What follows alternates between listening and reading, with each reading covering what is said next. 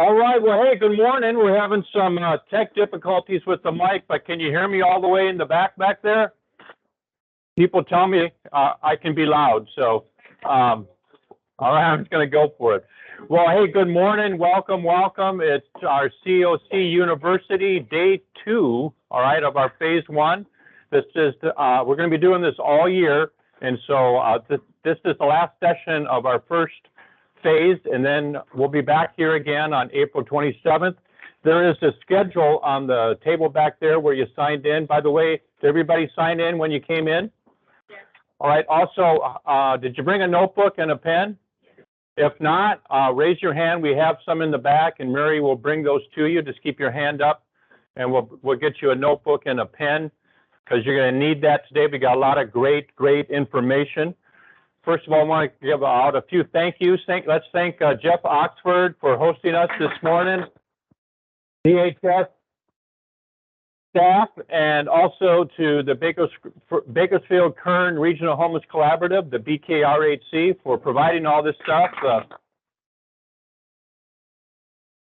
They keep telling me coffee is on the way, so there's coffee. There is donuts, courtesy of Dr. Varela this morning. She brought the donuts. And so anyway, we're gonna have a great morning. We got a lot of great teachers this morning, and so we're gonna cover some great topics, sensitivity awareness here in just a moment, and then after they're done, we'll have a break, and then Open Door Network team is here. Tracy Collier and Clarissa Lostaunau, all right, and they're gonna lead us through housing first and a thing called Padmission. Anybody know what Padmission is? Well, good. Look, you're going to learn what it is. All right. And so, hey, to get us started, we have we're privileged, Traco and Dr. Varela, they're going to be with us for through the rest of these sessions. A lot of these sessions are going to be teaching. And so this is going to be part 1 of the sensitivity awareness. And just want to read their bios, and they sent me their bios, and I tell you what, these people are very accomplished, all right? And so anyway, everybody probably already knows Traco though, right? But Traco, he is, right now he's the Chief Health Equity Officer at Kern Health Systems. He's working there with the executive team. He provides leadership in the design and implementation of all of KHS's business strategies, stakeholder relationships, and community programs. So it's a lot of stuff that he does, all right? Traco brings extensive leadership skills, a strong diversity, equity, and inclusion vision, and deep community connections to hit this critical position in the Kern County's local Medi-Cal managed care organization. Traco continually seeks to improve culture, processes, and outcomes through his work at KHS and in our community here in Bakersfield. And he uses this experience in the private, public, and nonprofit sectors to contribute human-centered, I love this, human-centered strategic analysis, effective leadership development, and expertise in building trust with Kern family healthcare members and other important stakeholders, including providers, like a lot of us here in this room, and community partners. The passion that drives Traco in his work at Kern Health Systems also shapes his commitment to the community in his personal life. He teaches business courses at California State University here in Bakersfield, provides mentoring for leaders on justice, equity, diversity, and inclusion. And he also, just recently, now serves as a local pastor and community advocate. He graduated from the University of California, Davis with a bachelor's degree in economics in 2001, and from California State University here at Bakersfield with an MBA in 2017. Traco was happily married to his wife of over 20 years, Dr. Jessica Grimes, who's a community college district administrator at Bakersfield here, and he serves as the home base for their frequent travels and life adventures. And another thing that Traco does is not even on here, but he also teaches at a thing called Project Hire Up, which has been a great collaboration with Bakersfield College and City Serve, and a lot of our residents at the Mission have gone through that program, and so he also teaches there. All right, that's a little bit about Traco. And so for Dr. Aliya Khizer-Varela, She is a first-generation, three-time alumni of CSU Bakersfield and the proud daughter of first-generation immigrants. She is a successful prevention and social scientist and author whose career spans over 25 years. Throughout her career, she has strategically and consciously advanced educational, health, and wellness opportunities for vulnerable populations through advocacy and policy. She is particularly interested in how to better harness culturally specific risk and protective factors and accessing quality healthcare services and educational resources, specifically focusing on language and accessibility, and as a result, speaks 3 languages. Are you going to use those 3 today? Okay. And for over 15 years, she has served as a social and health equity advisor and consultant for local, international, and private agencies, and provides trainings and cohorts on subject matters such as sexual orientation and gender identity, race, ethnicity, ancestry, and language. Language diversity, equity, inclusion, belonging, accessibility, and sustainability, cultural awareness and sensitivity, including but not limited to organizational development, psychological and emotional safety, faith-based diversity, and neurodiversity, and the workplace. She has also gained international credibility and success in launching literacy and health programs for children, women, and the elderly. In her current role as the provider relations manager at Kern Health Systems, she dedicatedly works on housing and homelessness innovations with state and local community partners to transform and improve the health and wellness of the unhoused communities in Kern County. Prior to joining Kern Health Systems, Dr. Khizer-Varela worked at the City of Bakersfield, where she worked collaboratively with the city manager, local agencies, and partners to spearhead community safety strategies. Bakersfield is where she shares love and life with her husband and her 3 kids. So you can see that both of our first session presenters are very accomplished, and we're thrilled to have them here with us. Let's give them a warm welcome as they come.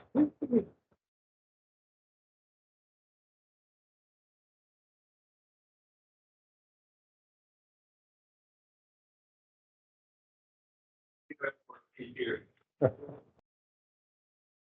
so much. We'll just hold this while we're talking so everyone can hear it. But we're truly honored and excited to be here today. As you heard via our bios, this is a topic, or these are topics that are near and dear to our hearts. We have both been involved with teaching cultural sensitivity, topics related to diversity, equity, inclusion, belonging, justice, etc. Long before we were paid for it in our careers. And so this is work that we've been doing in the community, and really I would say just all of our lives, because when you have lived experience, you tend to get immersed sometimes in advocacy and work because it impacts your life personally. So just an honor to be here today, and I'll share this with Dr. Khizer. Thank you, Traco. Good morning, everyone. So first of all, thank you, Steve, for the lovely introduction. I was listening and I was like, oh my gosh, I did all that, well, that's really amazing. But also looking just really, we aren't who we are without community involvement, right, and engagement. It's really folks who are in this room who drive what is going on in our community, right? And so I wouldn't be here without the community partners who really support these efforts, who are boots on the ground in the trenches, really bringing to light the issues that are, our communities are facing. And so I am honored and humbled to be amongst all of you who are so incredibly talented. I know sometimes it can be thankless or we don't feel like we're seen, but I'm here to tell you, and so is Traco, that you are seen, you are heard, and we acknowledge the work that you do committedly every day. We'll go ahead and start today on cultural sensitivity and unconscious bias. We will, so that's us. Funny story, we happen to always end up matching without even realizing it. That's how someone said this morning, it's synergy, and it's like so funny how, we're able to do that. But so our pictures happen to be the same and they're taken a year apart. So that's interesting. But anyway, I wanted to talk to you guys really quickly about, say it again? Right? I know, right? It's so funny. It's so crazy. But anyway, that's us. Anyways, please feel free to ask us questions, afterwards or get to know us. We welcome the opportunity to get to know you as well. We can go on to the next one, or should I do this? Does it work? Sure, this is working. Okay. Going over. Thank you. Thanks so much, Jeff. Give it up for Jeff. Yes, great.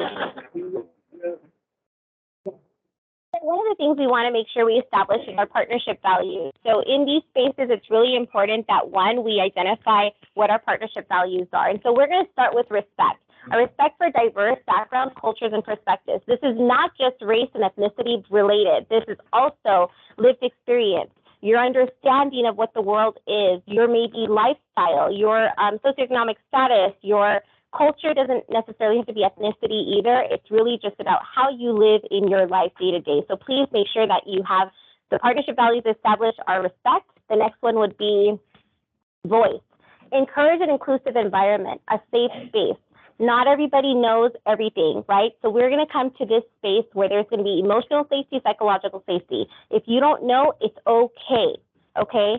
If you're not sure or you didn't know something, it's okay. Please make sure that you create that space next to your neighbor, around you, that it's okay. The next one is collaboration. We're going to work together to achieve goals and objectives in this session and outside in our community. The next thing is communication. Have open, honest dialogue and seek to understand. Listen with intent, right? This is really just saying, I hear you, I see you, let me understand your perspective and why you might be saying it before I respond. Accountability is responsibility, individual and collective actions. Sometimes if we make a mistake or we're not sure, there's more honor and respect in saying, hey man, I didn't realize that, let me take a step back and take accountability for that, right? And then vulnerability, hold space for vulnerability and humility. Saying I don't know, again, is a lot more respectable than saying something that you don't know and acting like you do, right? So these are some partnership values I want to make sure we emphasize for today as we engage in these conversations. And then the next slide. Go ahead. All right, and normally I would have a $5 Starbucks card to give to the person who knows the right answer to this, but there are too many of you and I can't afford it. So I'm just going to ask by a show of hands, where do you think adults tend to learn best? All of those who think the comfort zone, go ahead and raise your hands. Oh my God, we have a very timid audience today, unless nobody thinks it's the comfort zone. All right, Jacob, thanks for sharing. Oh, it's working. What about the stretch zone? Okay, and what about the panic zone? All right. For those who guessed the stretch zone, can we give them a round of applause? So I always ask my students this question, and I always say, could you imagine if there were literally a hungry lion growling, or let's say, because there's 100 people, say like 10 of them, and they're all going to get at least one person. Do you think you would be able to focus on what I and Dr. Khizer-Varela are talking about? They're right outside that door. No, when we don't feel psychologically safe as humans, we can't focus on learning. All right, so we're going to try to stay out of the panic zone. I know that when we talk about this topic, for some folks are like, I'm very comfortable talking about diversity, equity, inclusion, justice, etc. And for some people, that is a huge stretch. So our goal, as we were going throughout this series over the next 4 classes, is to stay out of the panic zone. All right. So we'll try to avoid that. And if you need to take a break, you're welcome to do so. But we are going to go into the stretch zone, because research also says that when you stay in the comfort zone, it's too easy. You're just making layups all day, and you tend to go to sleep. All right. And so in order to learn, you've got to stretch a little bit. And so we are going to ask you to stretch. So if you can go to the next slide, you have a handout in front of you. I'm going to ask you to embrace today and also over the next year, all right, during all of these sessions, these brace-based agreements. all right, while we're having these conversations about cultural sensitivity, about diversity, equity, inclusion, justice, et cetera. So first of all, be present. And we're going to hear about a cell phone. I'm going to ask you, if you can, to go ahead and either turn it on silent or just turn it over, put it away for a moment. The goal is for us to be present and in the moment together as we're learning. We learn best when we're together. And then again, to be open, all right, to be open. Listen to learn. None of us know anything. I just celebrated my 22nd anniversary, and literally just this morning, I made an assumption about my wife's opinion about something, and I was way wrong, so I got in trouble. All right? I have to listen to learn. Happens all the time. Happens literally on my anniversary last Friday as well. So seek to understand, all right, before you want to be understood. So as you're having conversations with each other and thinking about these concepts, please seek to understand first where other folks are coming from, and then they will probably trust you and want to understand you as well. Confidential and non-attributable, what that means is you're going to take lessons away. Hopefully you have your notebooks and your energy and you're ready to go, but this is Vegas rules, all right? So turn to your neighbor and say Vegas rules. What happens in Vegas? Vegas, all right? So what is here in the session, especially because these can be very sensitive topics, I'm going to ask any stories that a neighbor or someone that you don't know potentially shares with you. Keep it here. Does that make sense? Take lessons away, but keep the stories, other people's personal stories here. Don't go out and start saying, hey, Dr. Khizer told me that she didn't know what it meant. All right. I'm tiny but mighty, guys. Just letting you know. All right, speak from the I perspective. So we all have a history, a lived experience that is valuable. So she spoke about voice. Speak from that perspective, what you've experienced, and bring that, but also let's try not to assume what others have lived or experienced. Their voice and their experiences matter just as much. All right, take space, make space. What that means is that we want everyone to engage. That's taking space. And then some of us, by default or by nature, tend to take more space than others. So if that's you and you know who you are, make space for other people, all right? If you're dominating the conversation in our breakouts, please make space and allow other folks or invite them to the conversation and the talk as well. That's an inclusion strategy. And then inquire about intent. What this is referring to is, again, these could be very sensitive topics. Someone may say something that just hits you the wrong way immediately. Turn to your neighbor and say, ouch. Yeah, if something hits you kind of the wrong way and you're like, oh, this is an ouch moment for me. I don't think I like that comment or that person anymore. No, I'm a pastor, so I got to get into some of that. But we're going to try to walk out, all right, feeling just as good about everyone in the room as we did coming in. All right, fair enough? So the way that we can do that is if you hear something, you're like, I'm not sure what they meant about that. I'm not sure how they could hold that perspective as a citizen of the United States. All right? Don't assume the worst. Don't assume the worst. All right? I'm going to ask you if you're really concerned about it and you're like, I think maybe I could share something from my experience or something that might be helpful for them. Just inquire about the intent. You know, what did you mean with that comment? Could you help me understand more, all right, rather than just jumping to conclusions? And we're going to talk a lot about that. Unconscious bias is all about not making assumptions, slowing down, and thinking through things. But we're asking you throughout the course of this series to embrace these phrase-based agreements. All right, and looking at these, you've had a chance to review them. I've gone over them quickly. If you can embrace these brave space agreements and move into the stretch zone for the next 75 minutes, I just want you to signify by the thumbs up. All right, and if you do not feel that you can do that, I'm going to ask you to go ahead and stand up and leave the... No, you stay. All right, but again, we are going to be moving into the stretch zone, and so I'm going to ask you, we're going to go there, and I just want you to be prepared as we're having these conversations about cultural sensitivity. Back to Dr. Varela. Thank you, Traco. Okay, guys, so today's agenda, we're going to do introduction. We're going to talk about our objectives and takeaways. We're going to, the zone. There has to be a place here. What is cultural sensitivity? Group discussion and activity. What is bias? And then group discussion and activity. So what I'm going to ask you guys to do first is before we jump into introductions, I want to know how you're feeling about cultural sensitivity, unconscious bias training. With a show of hands, are you feeling nervous? Okay. Are you feeling excited? Okay. Are you unsure? Would you rather be at home because it's raining outside, like blanket, some coffee, So I'm glad to be here. And so I really appreciate the honesty here because then we understand like where we're going to be. A lot of the times, cultural sensitivity, unconscious bias, these topics are interchangeable. I'll go ahead and go into that later as we go through this. One of the things I want to start with is introduction, right? So I'd like you guys to say hello. Oops. Oh, maybe I have to slow down here, huh? Okay, I'd like you to say hello, introduce yourself, and do an icebreaker. I love icebreakers. It helps us understand who is what and what their childhood was like or what their adulthood was like. Your question is, what is your favorite cereal? Okay, so please turn to your neighbor, share with your table, who you are, and then what your favorite cereal is. And then you can go to the next.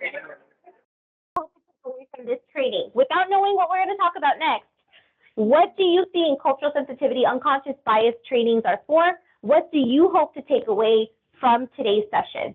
Share with your neighbors or share with the tables around you. Feel free to get up and walk around if you want. We'll give you 1 minute. So our session's objectives, the objectives of today's session are you're going to recognize the importance of cultural sensitivity, awareness, and humility. You're going to also learn about culturally relevant engagement strategies. You're going to also recognize potential biases, and then you're going to also increase knowledge of available resources. How many of you in the last conversation you just had about sharing something you're going to take away have something relative to our objectives here? Show of hands. Increasing knowledge. Yeah, because when I was walking around talking to you guys all said something similar to this. Next slide, please. After the session, there's something called application, right? What are you going to do from learning anything from here, right? Well, what you're going to do is you're going to learn, if not, emphasize and build on honoring the voices and experiences of marginalized groups experiencing housing or instability or homelessness. And then you're going to identify the role of privilege from a service delivery lens. You're going to learn about diverse cultures' experiences with the unhoused community. And then you're going to consider the impact of historical and generational trauma for those experiencing poverty and housing instability. One of the things I want to highlight here is identify the role of privilege from a service delivery lens. Privilege has a lot of, sometimes the way it is defined causes some sort of uncomfortability. The term privilege, right? We're going to reframe that. Privilege means that you don't have to worry about something like, do I have to worry about going home and having a bed to sleep in tonight? No, that's a privilege. Do I have to go home and worry about, am I going to have food to eat tonight? No, that is my privilege, right? Do I have to consider or worry about how I'm going to get from here to my office today? No, that's my privilege of having a vehicle, right? So we are going to reframe, and I'd like you to also reframe the terminology that you're going to be introduced to today. The role of privilege. What does that mean? Can I walk at nighttime in a parking lot alone? That's not my privilege as a female, especially a little female, right? Like, can't do that. There's no way. But can a male do that? Probably. Maybe, but that might be our understanding of what that privilege might be, right? So we're going to reframe what that means, okay? We can go to the next slide. Okay, we're going to go and jump into cultural sensitivity. Are you guys ready? Yep. All right, let's go. Before we jump into cultural sensitivity, we have to understand what culture is. Culture refers to the social behavior, customs, and beliefs of a particular group or society which develop over time.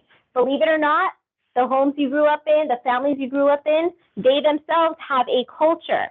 If I have 5 brothers and sisters, all of our homes function differently. It is the way we operate in our home that determines the culture. Does that make sense?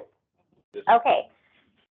In order to understand cultural sensitivity, which is the next slide, we need to make sure we understand the terminology that comes with it. You'll have cultural awareness, cultural sensitivity, and cultural humility. These terms are typically interchangeable. They're not. They're used interchangeably incorrectly.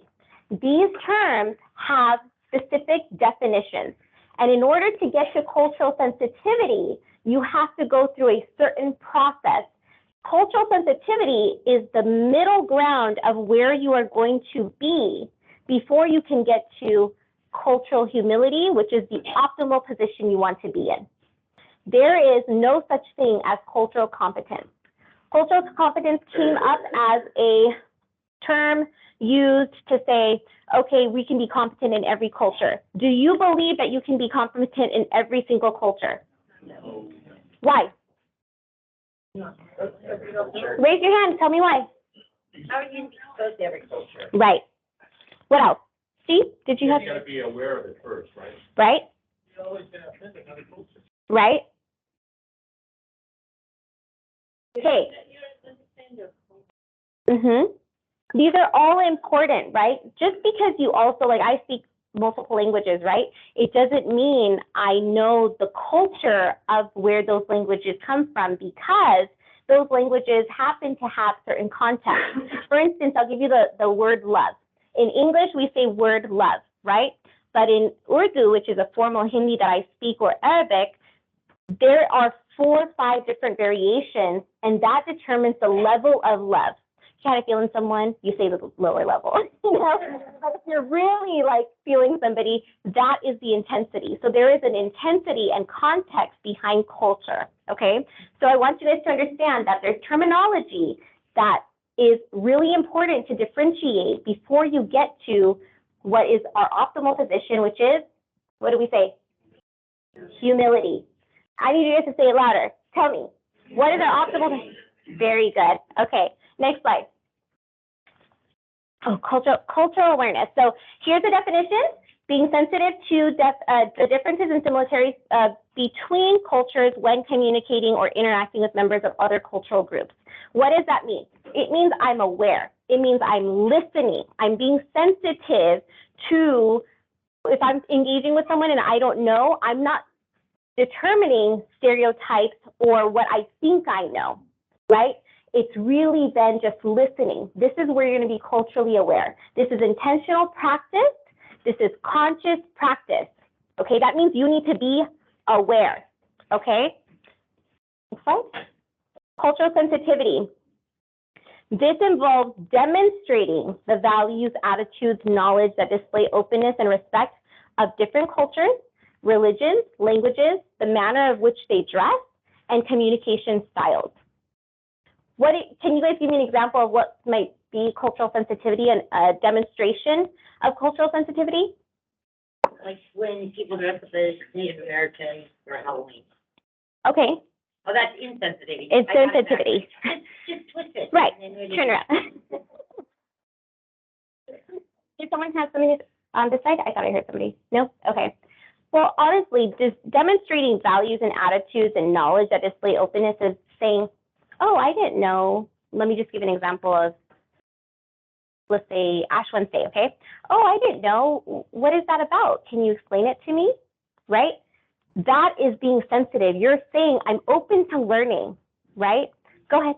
Validating. Good for you. Yes, validating.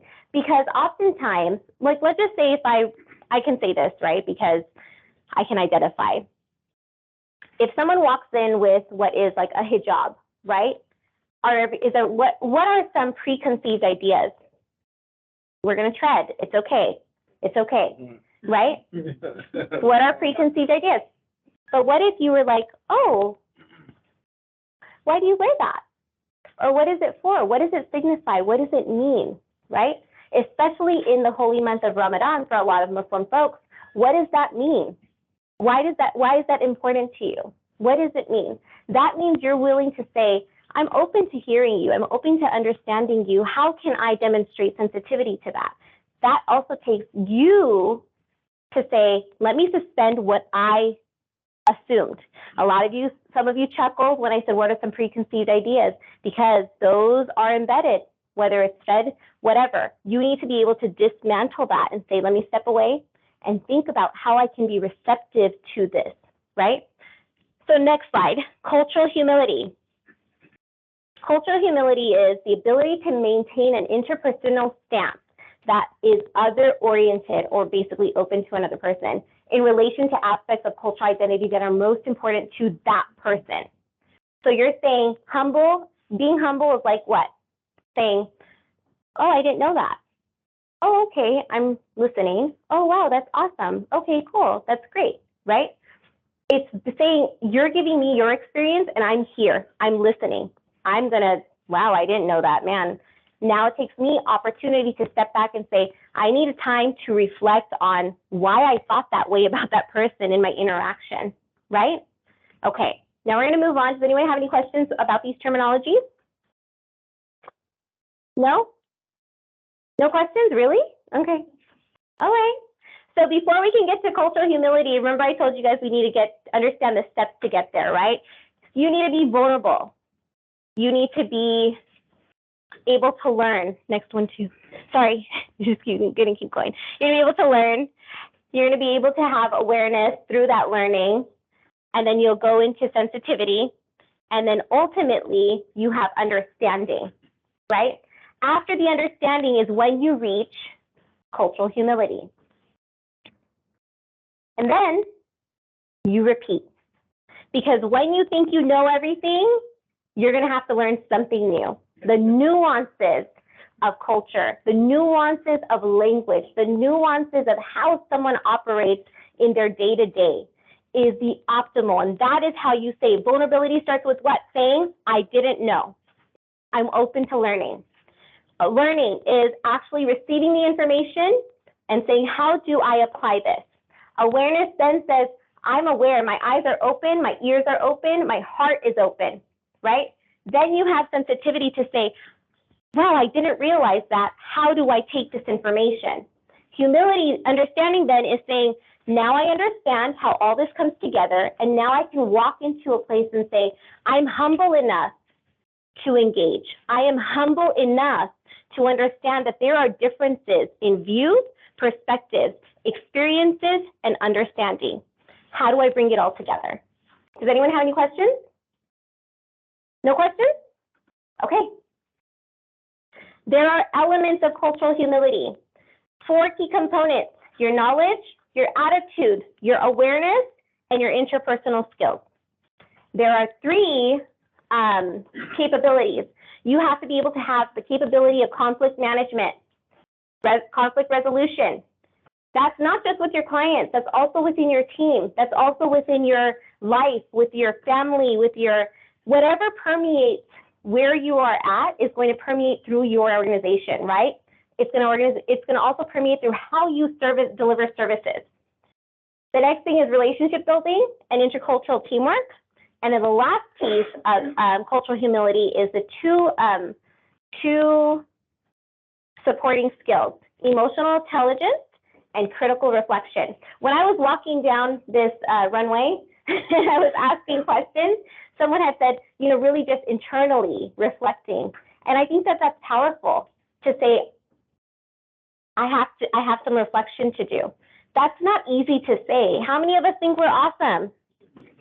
All of us, come on, raise your hand, stop it. You guys all think you're awesome, right? And that's great. That's great. It's important to have that confidence. It really is. But it's also important to know when you have to step back and take a reflection and say, how do I navigate this differently? Maybe that's not the right way, right? That is being open to it. Does that make sense? All right, does anyone have any questions? Okay, we're gonna move on. Oh, yes. Oh, good, perfect. Okay, the other thing I wanted to mention was, just as much as culture is important, acknowledging the way the way people learn, the different styles of learning. So I will also send this presentation through Steve to everyone in attendance, because I almost feel like sometimes we don't have the time to process the information. That doesn't mean stop taking notes, y'all, okay? You guys still engage, but what it means is I want to be respectful of how your learning style is. You might be more comfortable saying, let me digest the information, let me understand it, let me write it down, okay? And then other people might be like, I get it. That's okay. There's different learning styles, there's different learning abilities, and we want to make sure that there's space for that. Is that cool? Okay. You guys let me know when you're ready. Yeah, you're welcome. Okay. We're gonna have a group discussion really quick. Why do you think this training is needed for the homeless and housing services delivery space? So the space in which you all work. Why is this training important? Write down at least 2 reasons, and then share with a few individuals around you. And then if you're brave enough, you could share one with us, okay? Okay, we'll do 2 minutes of that.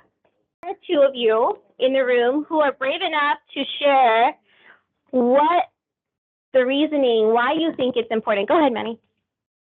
I think, especially for myself, right, obviously not anymore, the more that I do community work, is you have this preconceived notion that people become homeless because of substances. Yes. They're out there because they're on drugs. I'm glad you're saying that. We just had that same conversation on this side. Anyone else? Oh, back in the back, Miss Freddie, right? Okay.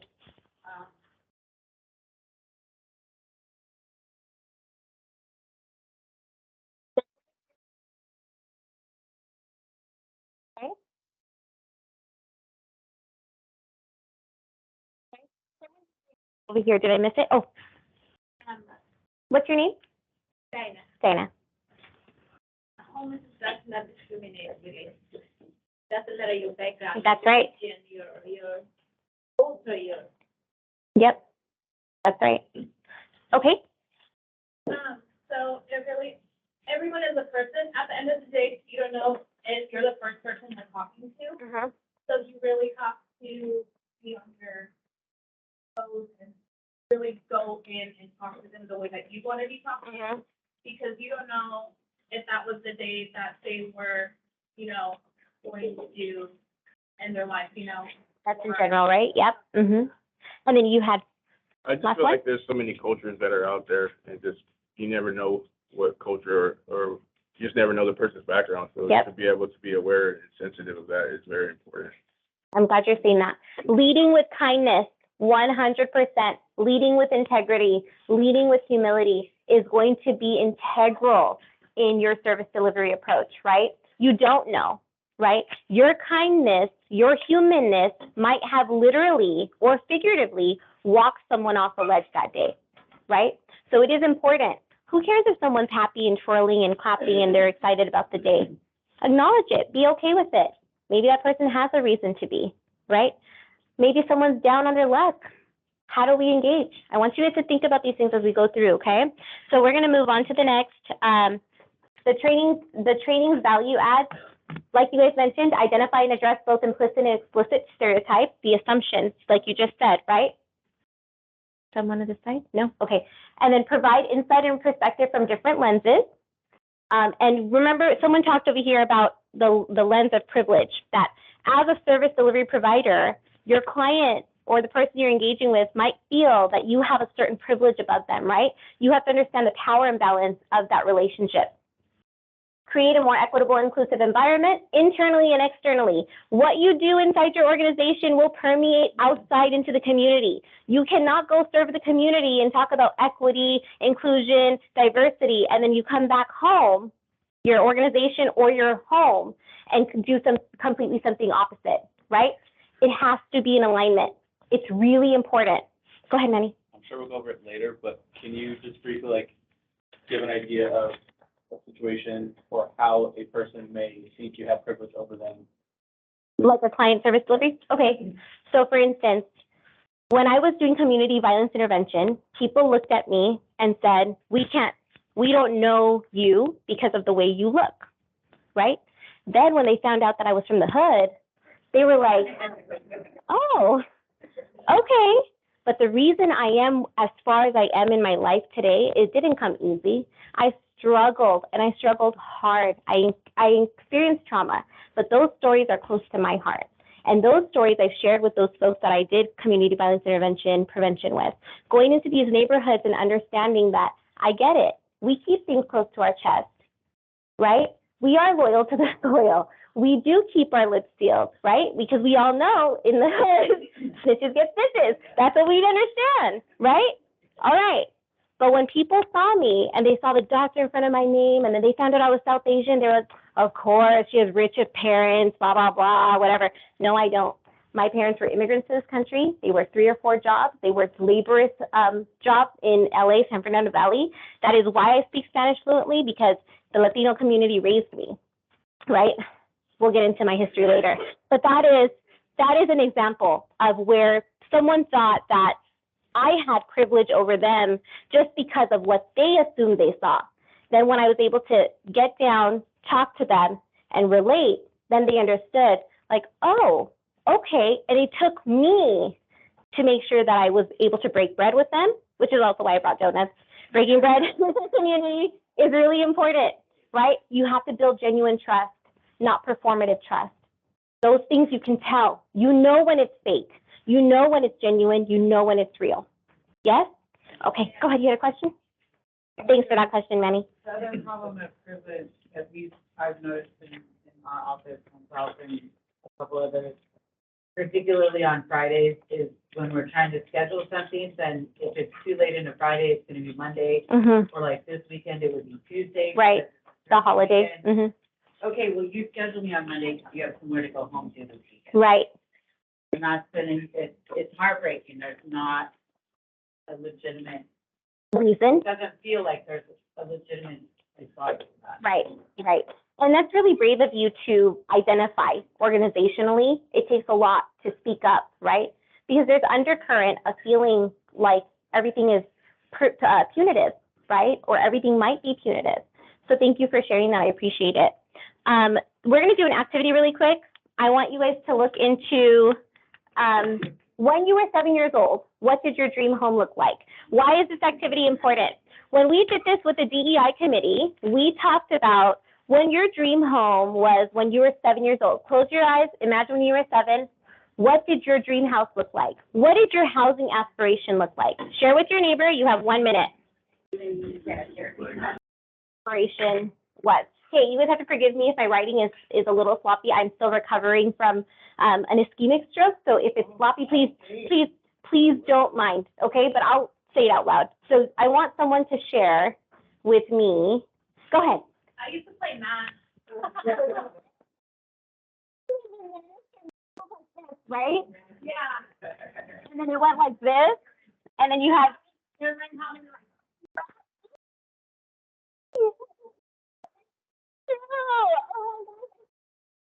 It looks like this, right? Kind of? Okay. See? No. I dreamed of having a tree house, I think, when I was 7. Tree house. We didn't have any trees in our yard, big enough. Okay. Daddy. So my dream house was like a 2-parent house, like 7th heaven, like Joshua. Different house. That's real. Okay. Nicole. So we were talking back, and I'll make myself a little vulnerable for a minute. At 7 years old, a few of us were experiencing homelessness. So we were just trying to get through our day. We didn't have the privilege of being able to look forward like that. Just the day-to-day survival. Thank you for being vulnerable enough to share that, Nicole. I appreciate that. Anyone else? I grew up in poverty, so just helping my own group was like my dream house. Okay. I always wanted like an old abandoned, like vintage gas station or something. Grandma's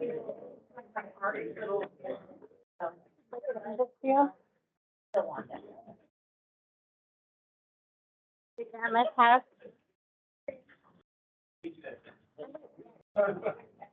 Why? Because it was always fun going over there. Okay.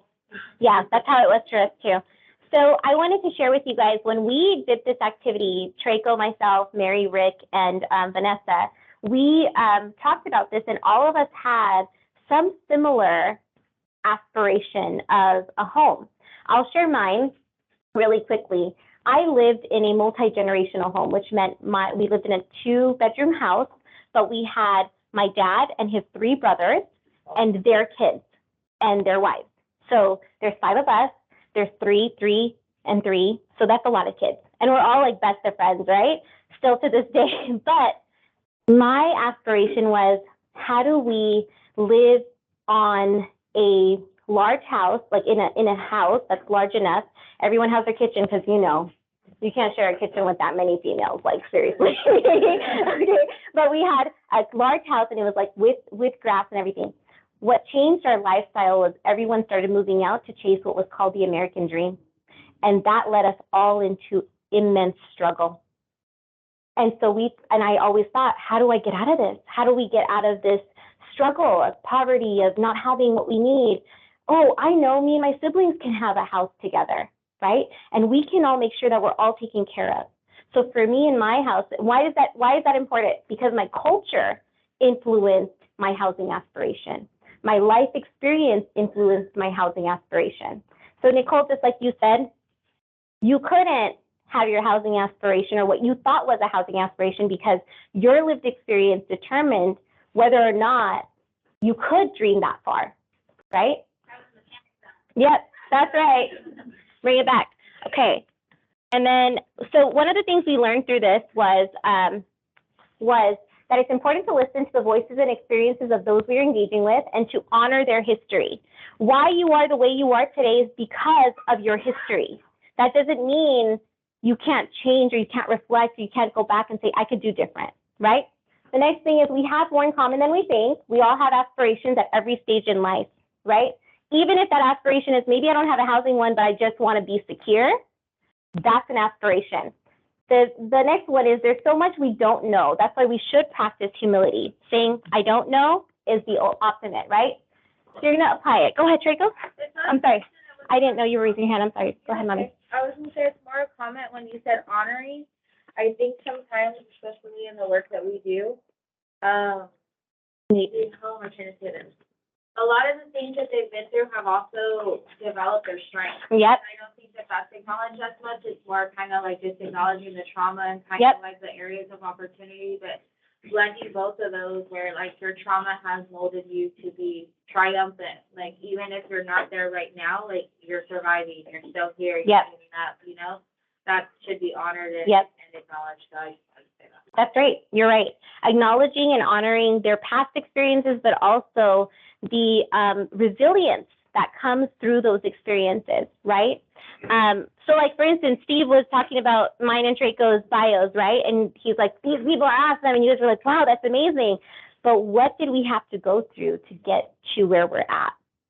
Those life stories are also as important as where we are today, right? So applying it, right, is really just saying, acknowledge and recognize the unique life experiences, personal histories, and cultural backgrounds, demonstrate an openness to learning about the culture, beliefs, and values of the people you're serving. And then, of course, suspend judgment and consider others' perspectives. What you don't know, that is where you will learn, okay? By saying, I didn't know that. Let me suspend my judgment. Let me be receptive to this information. The last piece is honor the strengths of each individual and recognize the resilience that exists in marginalized communities. Marginalized, again, does not have to just be race and ethnicity based. It can be sociodemographically based as well, okay? Oftentimes, remember we talked about the terminology privilege. That is true. However, if we reframe it from a lens of accountability, what we have access to, what we don't have access to, same thing with marginalized communities, okay? Where I grew up in San Fernando Valley, for instance, we grew up with in gang-infested neighborhoods, a lot of violence, a lot of drugs, all that stuff. That is considered a marginalized community. But when I went to India and I was in a community, that was much more marginalized than here in where I was from, right? So perspective, understanding. And then finally, be aware of your own biases and strive to be self-reflective while delivering services, which leads us into Traco's presentation on biases. Does anyone have any questions right now? Sure, go ahead, Manny. question, just kind of for myself. Why did you choose to use the term gang infested instead of? I'm sorry, not gang infested, gang impacted. That's my bad. Wrong on using that terminology. Gang impacted. When we were growing up, we would use the term gang infested. That was like in the 80s and 90s, but that's because it was dangerous. We couldn't go outside. We couldn't do anything. We had to be home at a certain time. You know, we couldn't, walking home from school over your friend's dead body is not a cool experience. That's when you know there's a problem, right? So thanks for acknowledging that. Thanks for calling that out. Responsibility, accountability, gang impacted, not infested. Okay? When we know better, what we do better, right? Okay, thank you, Manny. Okay, Traco, did you want to come up? Traco's going to go ahead and talk about bias.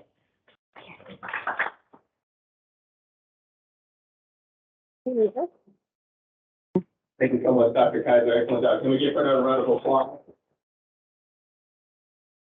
We're trying to go over in 30 minutes, all right? And I'm going to try to do the same. Go over, literally books have been written on this topic about bias. Oh, thank you so much. And we're going to kind of cover and learn some really important nuggets that are useful for this work in this space. And I got about 20 minutes left, right? Yeah, about 20 minutes left, and then we'll give you a break. So we're going to go right through. You still with me? If so, can I get a thumbs up? And a hearty yeah. Fantastic. So, what is bias? What is bias? All right, definition. Bias itself.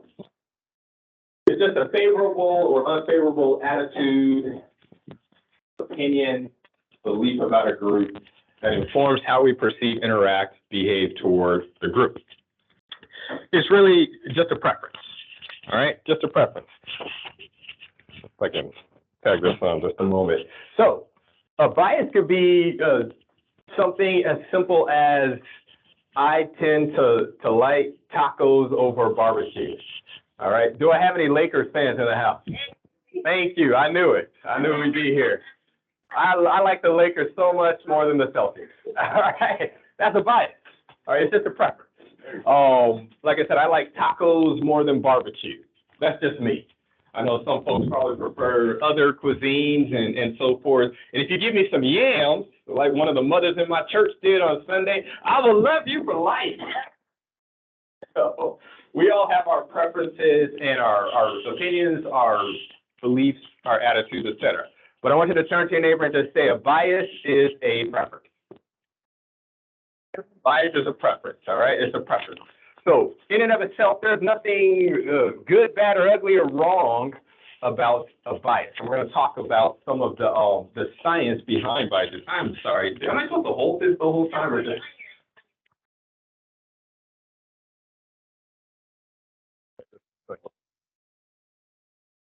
That'll work.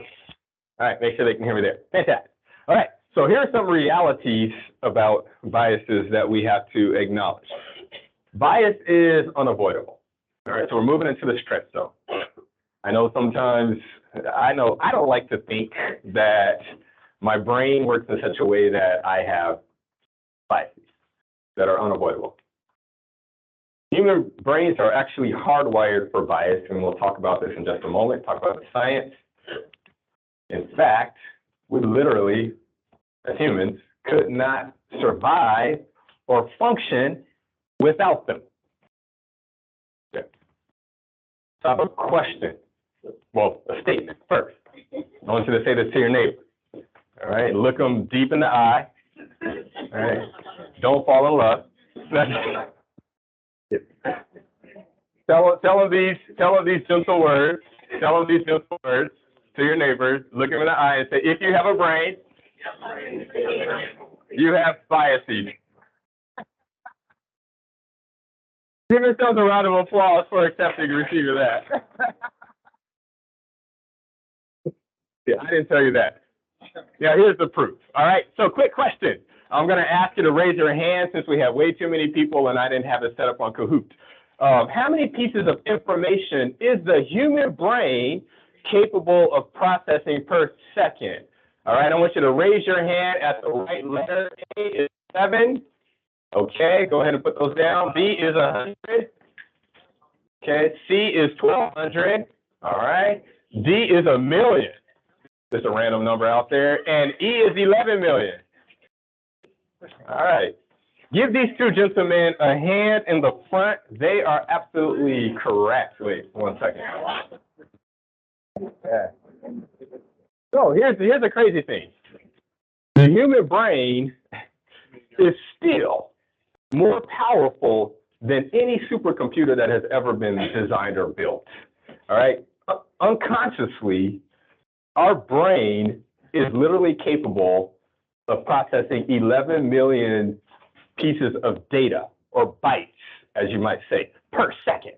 And some people are like, well, I don't feel that smart. I don't. So then here's the other question, pop quiz. And I ask you to raise your hands again.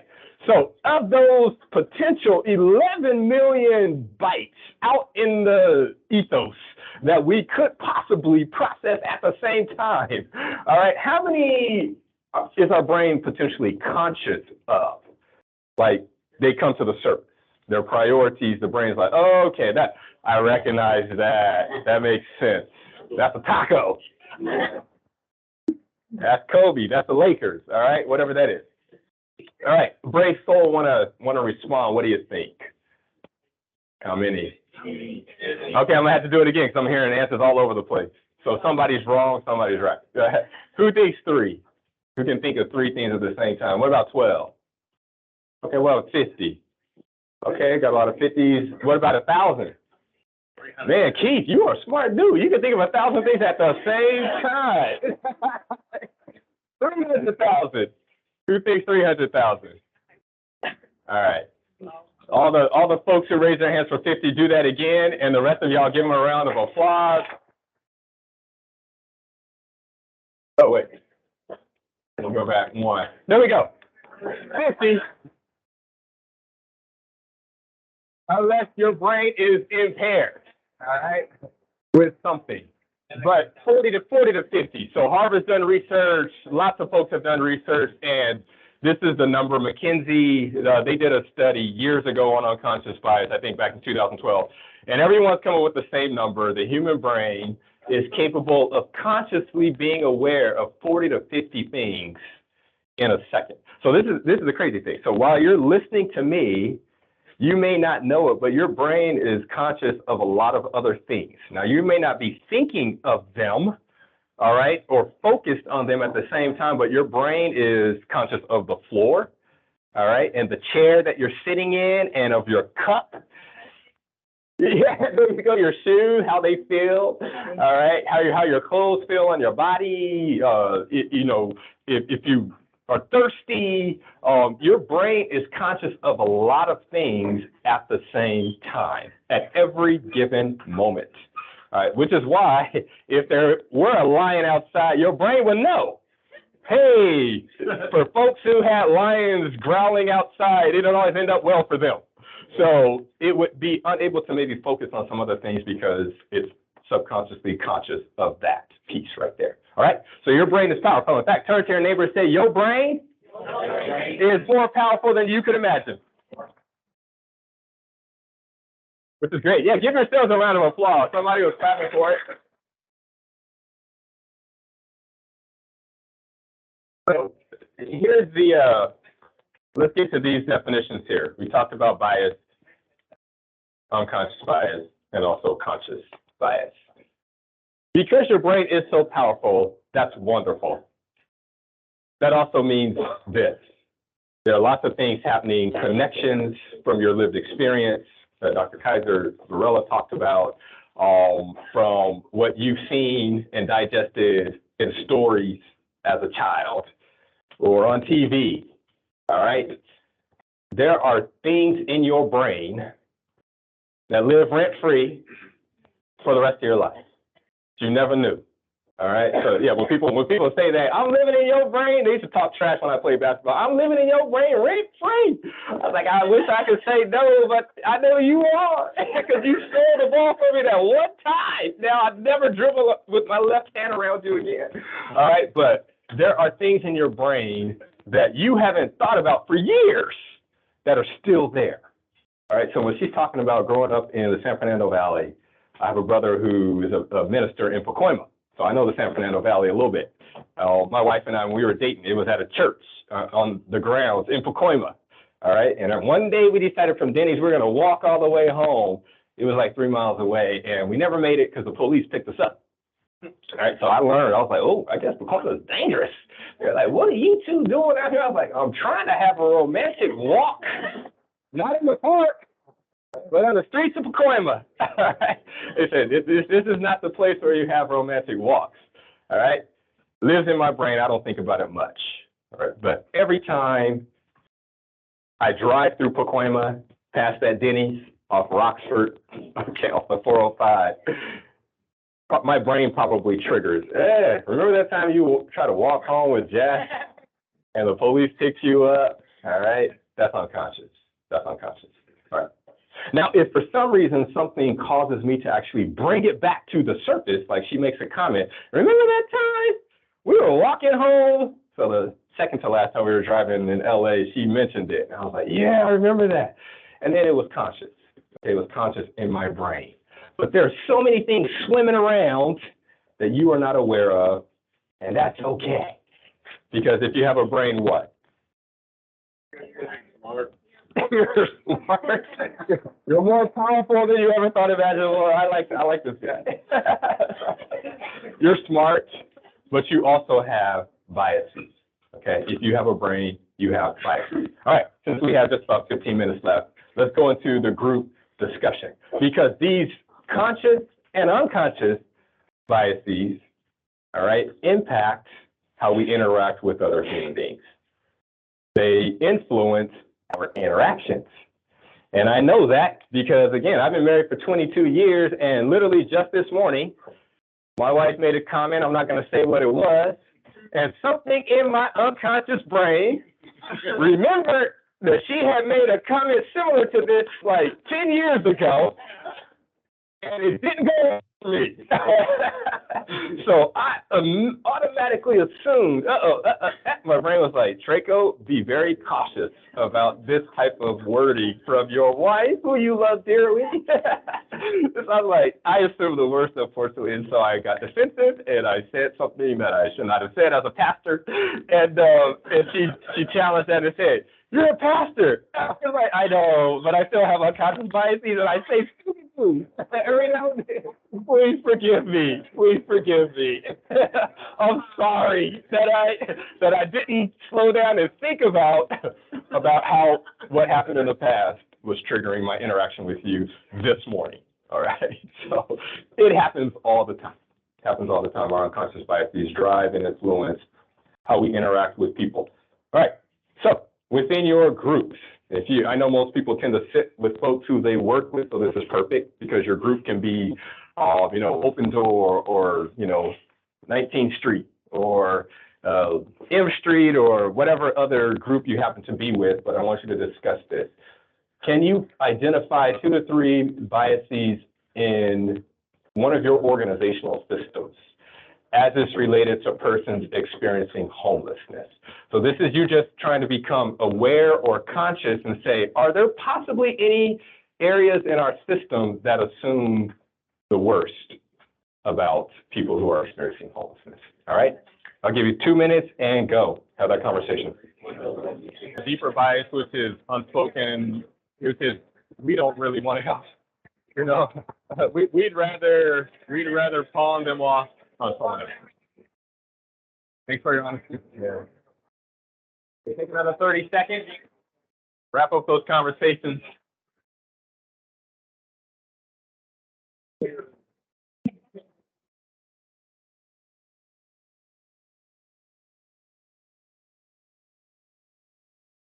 Since we are running low on time, if you can hear me, clap once.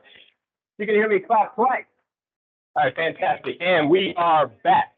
Would anyone like to share quickly maybe a couple of the things that your group discussed? And this is a safe space. Just want to remind folks, we're not going to say, man, Open Door has a real issue with unconscious biases. All right, Manny. Just real quick too, but, so a lot of the people in our organization who have experienced homelessness. Yeah. Theirs is related to substance. Mm-hmm. So I think they take that bias that everyone who's homeless is related to substance issue. Yeah. And another one is they prefer to be on the streets because shelters have. God. Let's give this man a round of applause. Thank you for sharing. Definitely. So I don't know if everyone heard him, but he said one bias is because a lot of the people they happen to deal with, a lot of the stories may involve substance abuse. They might think everyone is dealing with that. All right, Keith, I saw your hand in the back. So, the fact that we are low barriers, something that all of our clients create. Yeah, give this man a round of applause as well. Definitely not true. Definitely an unconscious or sometimes a conscious bias, but a bias. All people, because they're a low barrier shelter, because some people experiencing homelessness at M Street are justice involved or have a history of incarceration or involvement with the law, they might think everyone has that experience. I think that's okay. Yeah. So, from the experience I used to work in the shelter, so, we would bring them in. They would not stay because they're so used to being on the street, living their day-to-day surviving, and you're coming in and saying, oh, you have to be in at a certain time, can't leave after a certain time, you have to be in bed at a certain time, you have to do your chores, you have to take a shower at a certain time, you're at a certain time, you can only smoke in a certain place. So if they have that mindset out there, like, oh, I can do that whenever on my time, but you're asking me to come in, do all of this, of course, I'm not gonna wanna stay because now they're gonna have to change their whole way of living and they're just not going to wanna do that. I've been multiple times and it's. Let's give Hannah a round of applause as well. So, all right, I want to get to both of you, but we also do need to move. So last couple, and I know Miriam, sorry about that. So we were talking about how we as doing intakes, we have people coming in. Sometimes they'll drive up in a nice car, and we're like, our first thought might be, why you have that nice car? So to be like, no, everyone deserves the right to come and seek help, no matter what. You know what I mean? You can't just wait on here. What's your name? Let's give this man a round of applause. I appreciate your vulnerability. He said, we see that car, and we're like, fraud. Yes. And your name. Final comment before we move forward. Related to substance abuse, but mental health. When it can be related to a lot of times trauma, prison time. It's everything in a nutshell, but it boils down to the mental health. It's really effective. What is your name? Sandra. Sandra. Let's give Sandra a round of applause as well. Okay. All right. Let me go back here. There are just a couple of lessons I'm going to share. We won't talk about this. But here's the issue with biases. We all have. Sometimes those biases, because they influence and impact how we interact with other human beings, they can actually cause us to limit the potential of ourselves, but other folks, other people as well. What I mean is this: if someone does not have a substance abuse problem, but you assume that all people experiencing homelessness do, and it impacts or influences how you interact with them, do you think you could potentially limit their potential, their opportunities, and how you show up in that conversation with them as a service provider? Absolutely. All right. If you think that every person who's experiencing homelessness is a criminal, Do you think it can influence how you show up and how you interface with that person? Teaching at the Bakersfield College Higher Up program, if I were a professor, none of these folks really want to learn. This is just a terrible cycle. And all of this is just a waste of time, a wasted investment. My degree, et cetera. Yeah, I'm getting paid for this, but why really give 100%? They're just going to be back in the same place in 2 years. Do you think that might impact how I teach them? Yeah. And do you think it might actually limit their learning experience? Yeah. Absolutely. Absolutely. That's the danger in biases. And that's why it's important that we are aware of the conscious and the unconscious biases that we have as service providers. Because at their worst, they can severely, significantly limit how we influence or interface with other people and ultimately their performance. Bias can impact performance. Go to the next slide. All right, so how do we see this? Are some of the gaps that we see related to homelessness and homeless services in our community intentional or unintentional? Question for reflection. I don't know the answer to that. We may not know the answer to that either. Okay. Here's the point. Just because a bias is unintentional, right, doesn't mean that it doesn't exist. All right. Just because we are not aware of it does not mean that it doesn't have real impact. In fact, turn to your neighbor and say, our unconscious biases can have real legitimate impact. Yeah. All right. Do you think it's possible for people, individuals, groups, organizations, or systems to have good hearts, best intentions, and still exhibit attitudes that limit or negatively impact others? Thumbs up if you believe yes. Give yourselves a round of applause. You were right. So here are the realities, and again, this was proven this morning for me. The person I love most, and I like to think I have a good heart. All right, Traco has a good heart, and Traco still has biases, and those were exhibited at 7:15 this morning. All right,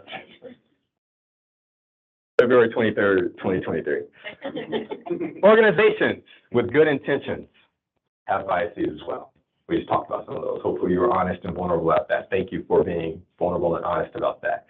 And even though they may be unintentional, biases that are not addressed, all right, not addressed, can negatively impact ourselves and others. We don't have time to talk about it. This could be a whole therapy session, all right? But you know, sometimes you have biases about yourself that will limit your potential and what you choose to do. You know, the jobs you apply for, all right, the work you take on, the purposes that you, but I'm not going to preach, all right? I promised myself I wasn't going to preach. All right, so since we're almost done. I came ready to get You said, what's your cash app, Pastor? I have an offering. Well, I like you, Manny. Thank you. Here are the recommendations and the solutions. There are lots of books that have been written about this topic, and so we'll close with just these recommendations. The first thing that is recommended when it comes to addressing biases, unconscious or conscious, first of all, you have to identify it. All right, I've heard a quote, I can't remember who said it. They said the worst kind of, the worst ignorance is not, quote unquote, just ignorance or not knowing. It's the illusion of knowledge. It's thinking that you actually do know the solution when you don't, because then you're not even willing to identify and you can't be humble and change, okay? We must first be willing to identify our potential biases if we hope to address them and reduce limiting ourselves and others. And then connect. There's a really great YouTube video. I'm not going to say her name correctly, so I'm not going to say it. She's a Nigerian professor from the UK, and she talks about, you can just look it up under this title if you want to, the single story fallacy. They've used it for DEI trainings internationally for about 10 years or since it came out as a TED Talk, one of the most watched TED Talks of all time. the dangers of the single-story fallacy.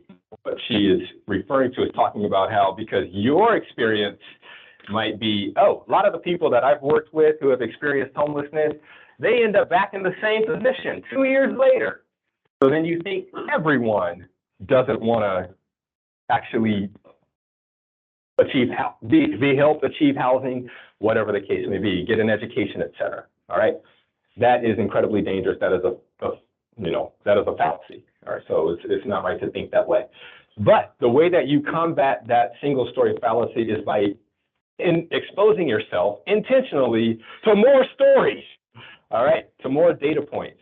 You have to do that, and that's the way that you get more data in that swirl of 11 million pieces of information in your brain's history. Okay, so that's how you help fix that. And then finally,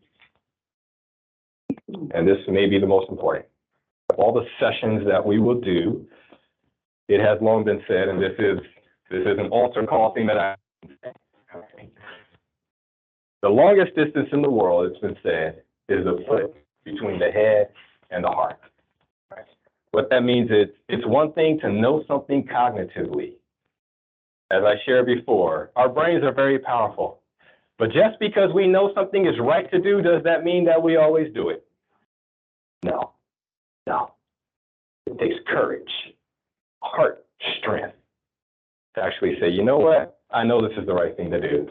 I know our organization has this systemic bias, conscious or unconscious, whatever.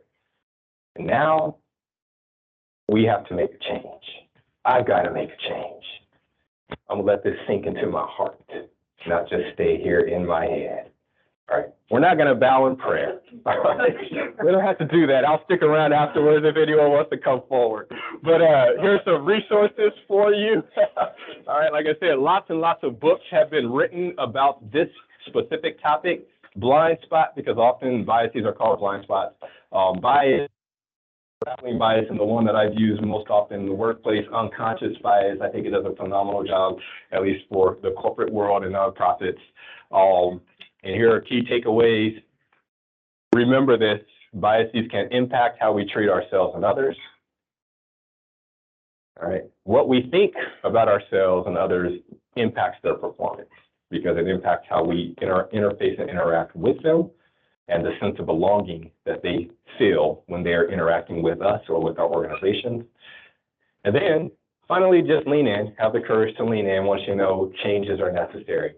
We are less likely to address biases that could potentially limit or negatively impact ourselves and others if we remain unaware. So today is about awareness. Who believes that biases are real? All right, fantastic. I've done my job for today. Tracy and April, one last time, tell them if you have a brain, you have what? If you have a brain, you have biases. You've all been a great audience. Thank you so much for your time. I'll give it back to Dr. Khizer-Varela.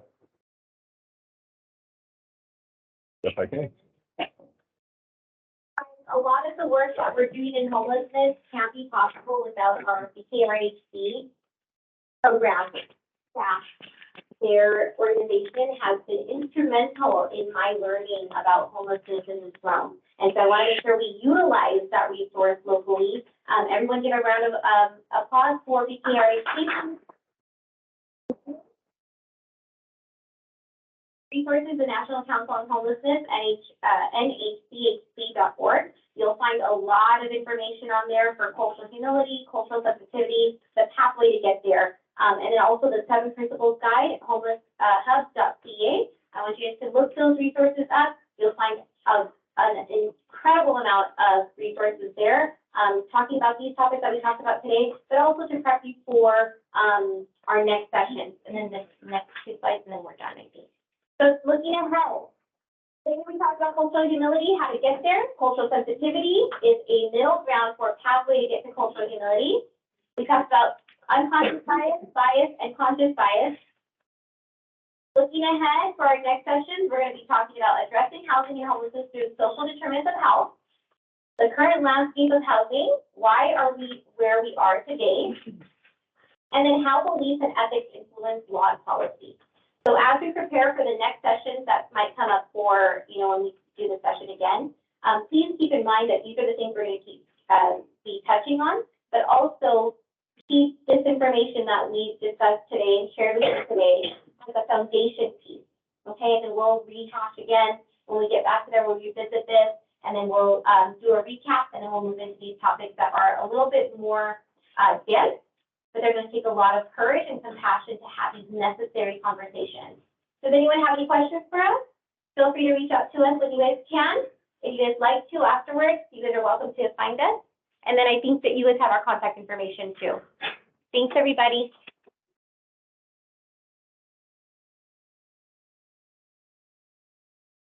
Thank you. All right. Did you guys learn something? How many learned something new about yourself today? Yes. All right. Well, I sure did. Let's give these guys another hand, okay? And we're going to take a short break, so about a 15-minute break. So we'll be back here at about 5 minutes to. And so everybody got your coffee? Oh, yeah. Hey, let's give BKRHC one more hand for bringing in the coffee this morning. We didn't have coffee at the first session, so with this Friday, anyway, they stepped it up this time and we have coffee. We're going to have lunch here in a little bit, all right? At the conclusion of our day, so make sure you stick around. They tell me it's Jersey Mike's, all right? Anybody like Jersey Mike's? All right, are you with me? I'm going to have to do what those guys do. Let's knock, all right? Are you with me out there? All right. So just a couple things. All the sessions that we're going to be doing in the future, if you don't have them, I think there's some sheets on the back table where the sign-in sheets were. You can pick them up. Our next session coming up is going to be April 27th. If you look on there, we're going to be looking at these subjects: harm reduction, trauma-informed care in ACE, right? And then also motivational interviewing. And so those will be our next subjects coming up on April 27th. And this is going to go all the way through. How many were at the first session that we did in January 19th? How many, this is the first time you're here? All right. How many are coming back next one? Should be everybody's hand. That's good. Hey, by the way, the first one, all these sessions are being recorded. And the first session that we did on January 19th, that session is available on the BKRHC website. So if anybody who missed it, you can go back and watch that.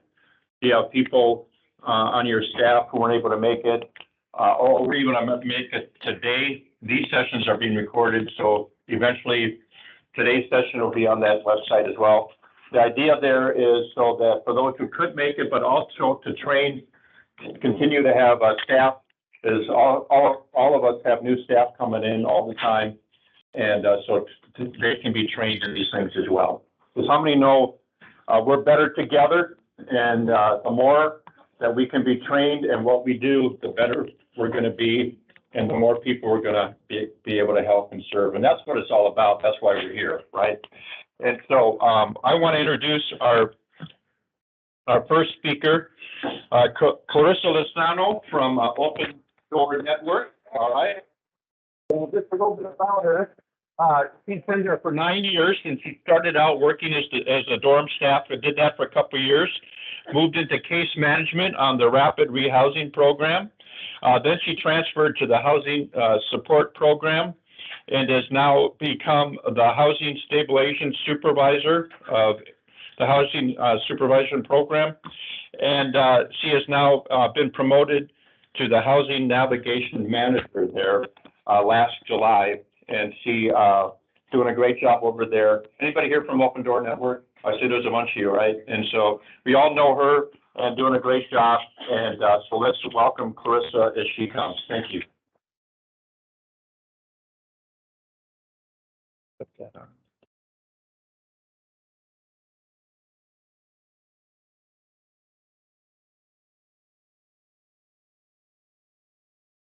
Going to be speaking about housing first. I'm a little nervous, so bear with me.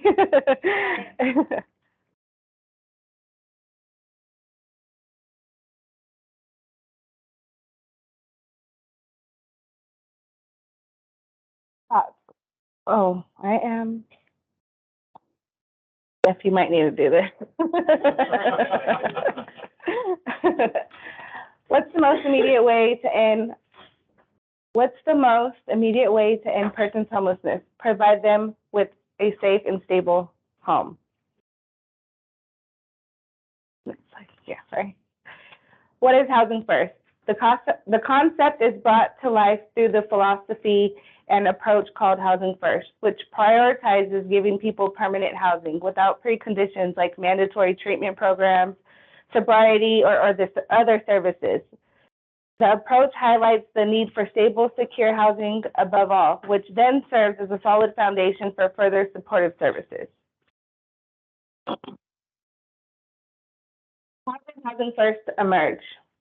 Housing First model was developed and originated in the 1990s by Sam Timbers, I hope I'm saying that right, founder and CEO of the Pathways to Housing. Housing First grew out of working directly with people diagnosed with mental illnesses who were living on the streets of New York, where Sam learned that people needed services beyond hospitalization.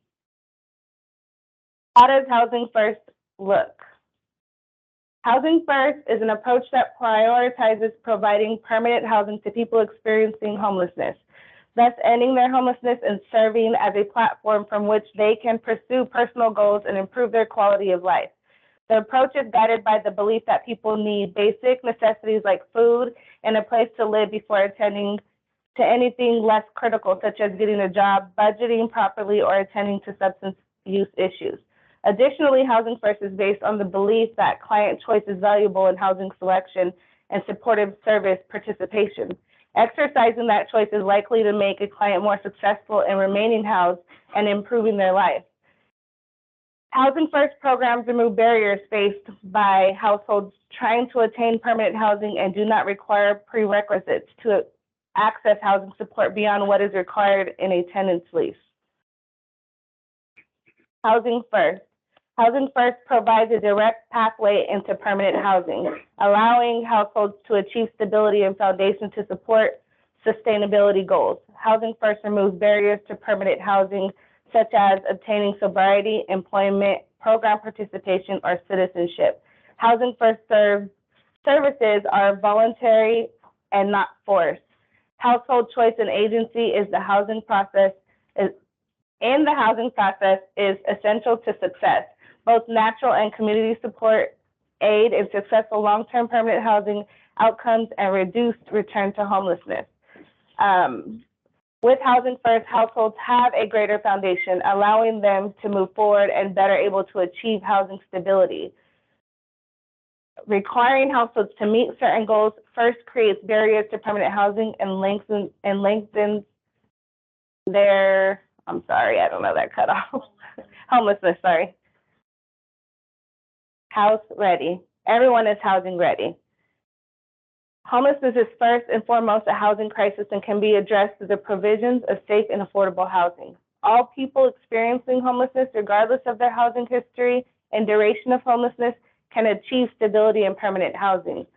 Some may need very little support for a brief period of time, while others may need more intensive and long-term support. Permanent housing provides a stable place to live and serves as a platform to pursue goals like health, food security, employment, and better quality of life. People experiencing homelessness have the right to self-determination and should be treated with dignity and respect. The exact configuration of housing and services depends upon the needs and preferences of the person. Support. Housing First is most commonly implemented through permanent supportive housing and rapid rehousing. Permanent supportive housing, PSH, is aimed at families and individuals who have experienced recurring or long-term homelessness and have chronic medical illnesses, disabilities, mental health conditions, or substance use disorders. Permanent supportive housing pairs wraparound services with long-term rental assistance. Rapid rehousing offers short-term assistance for individuals and families across many different circumstances. Rapid rehousing provides services and resources customized to the specific needs of each individual or family, which can include rental assistance, housing navigation services, and case management. Housing First is also guided by the belief that a person should have agency in both their housing choice and participation in services. The approach supports the idea that people experiencing homelessness have the right to self-determination, respect, and dignity, and that everyone is housing ready. Making support and services voluntary has been shown to make it more likely for people to actually use available services, which ultimately promotes housing stability and well-being. In fact, many people experience improvements in quality of life as a result of being housed. What is the main purpose of housing?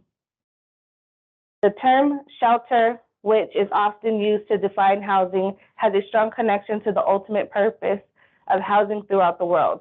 The mental image of a shelter is of a safe, secure place that provides both privacy and protection from the elements and the temperature extremes of the outside world.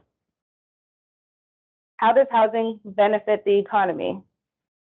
The healthier an economy is, the more jobs it will need. One of the benefits of affordable housing is that it encourages improved mobility that ultimately creates more job growth for our cities. Housing First principles. 1, immediate access to housing with no housing readiness conditions. 2, consume choice and self-determination. 3, recovery orientation. 4, individualized and person-driven supports. 5, social and community integration. First principle, immediate access to permanent housing with no readiness conditions. Emergency shelter is not permanent. It's a temporary solution while a person works towards permanent housing. Removing barriers to emergency shelter, such as removing requirements for sobriety, treatment, or identifications are a very good thing. Adjusting the emergency shelter to adopt pieces of the Housing First principles will only ensure that more people receive the help that they need. But emergency shelter is not housing first. Second principle, participants have the autonomy to choose which neighborhood, which apartment, which street they want to live in. Housing First employs a scattered site model, which means that participants are in homes of their choosing across the region or city they're in, rather than all together in one building. Those that experience chronic homelessness are often without autonomy and choice for years or even decades. Restoring that self-determination is a key principle of Housing First. Choice does not end with decision of where to live. It continues into every aspect of the participant's life. Case managers often support and encouragement, but Housing First participants have complete autonomy over how they have to live their lives. Third principle, a recovery orientation, which refers to the employment of harm reduction principles as a means of promoting individualized wellness in the program design. Essentially, harm reduction is the pragmatic acceptance that substance use and mental illnesses are a part of some people's lives. Rather than ignoring or condemning, case managers work with the participants to reduce the harm they could potentially do to themselves and others.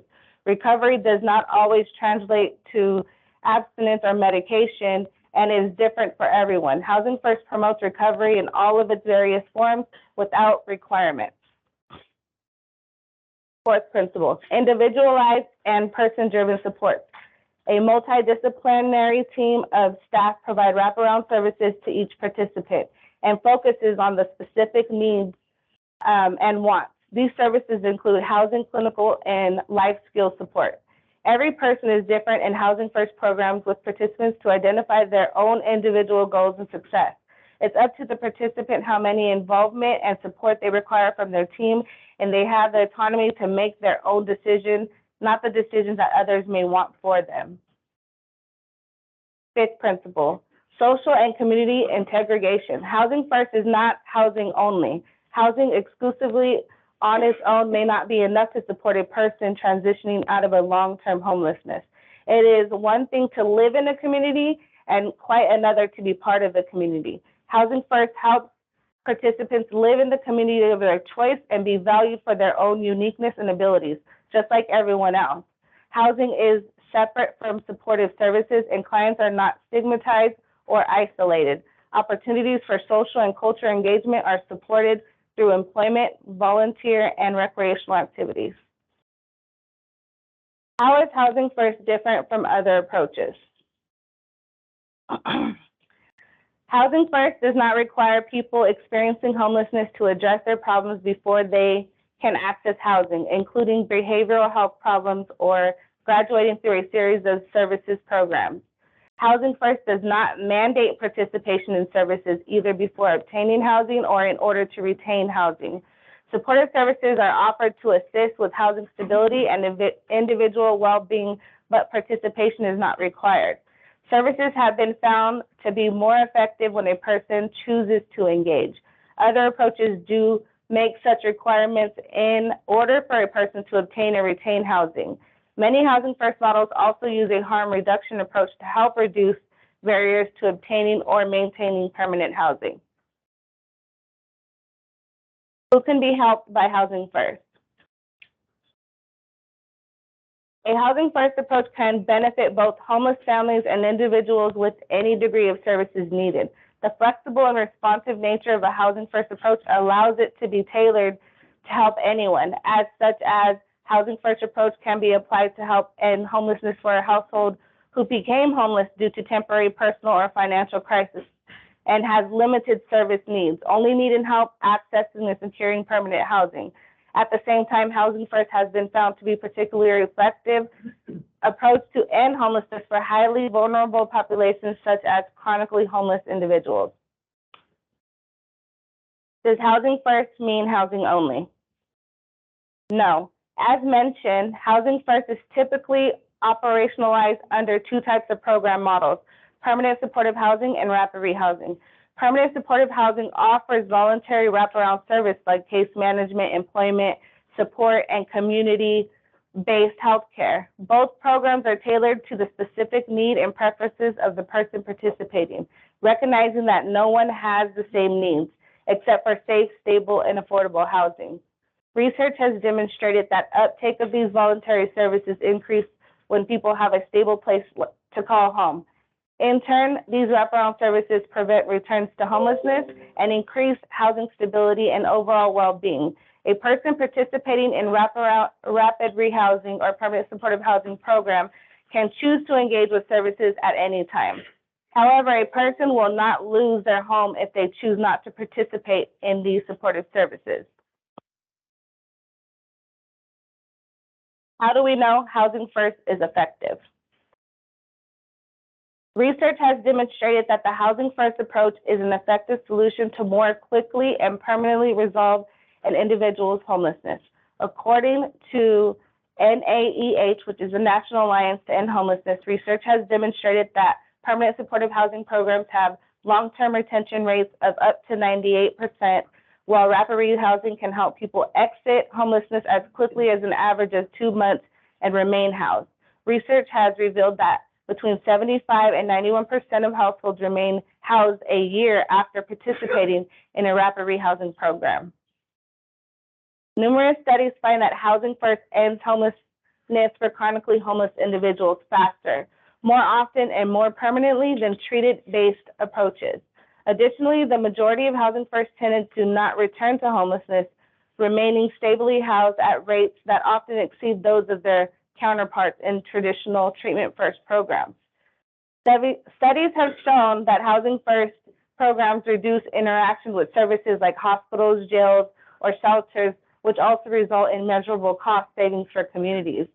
In one large multiple site research trials, results demonstrated that the cost of launching a Housing First program paired with intensive case management services was offset by half due to reductions in cost of visits to shelters, emergency departments, and other crisis services. Housing First is not free housing for every individual experiencing homelessness.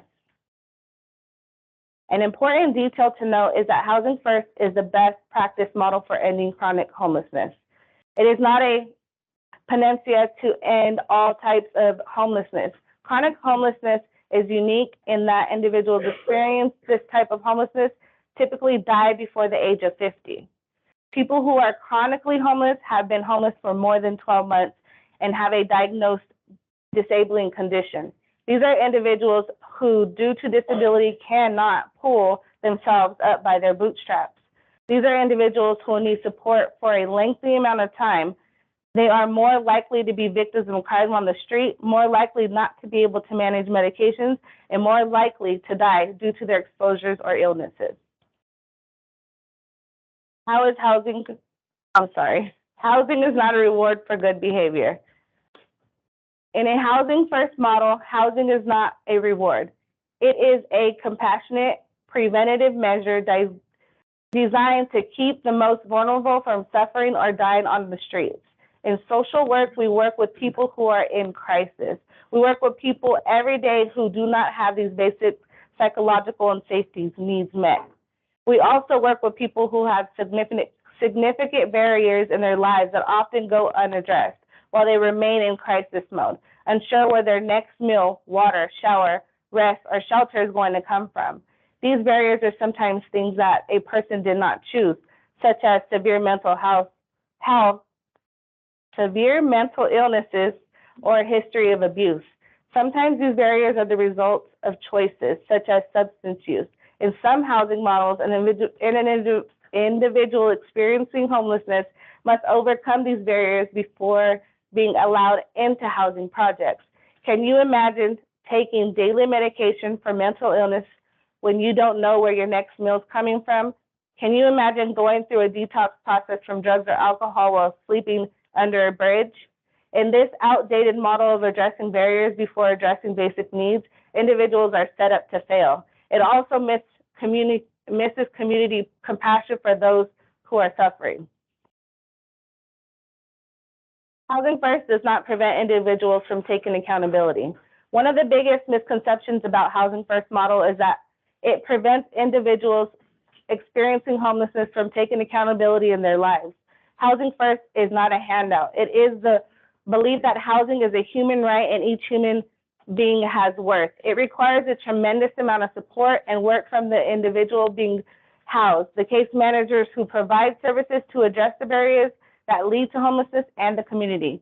Anytime that a community is dealing with homelessness, there is a significant investment regardless of the sheltering and housing solution that they choose. Housing First channels that investment into data-proven models that provide compassionate, humane, and practical solutions for ending chronic homelessness, rather than pushing the problem down the road for later consideration.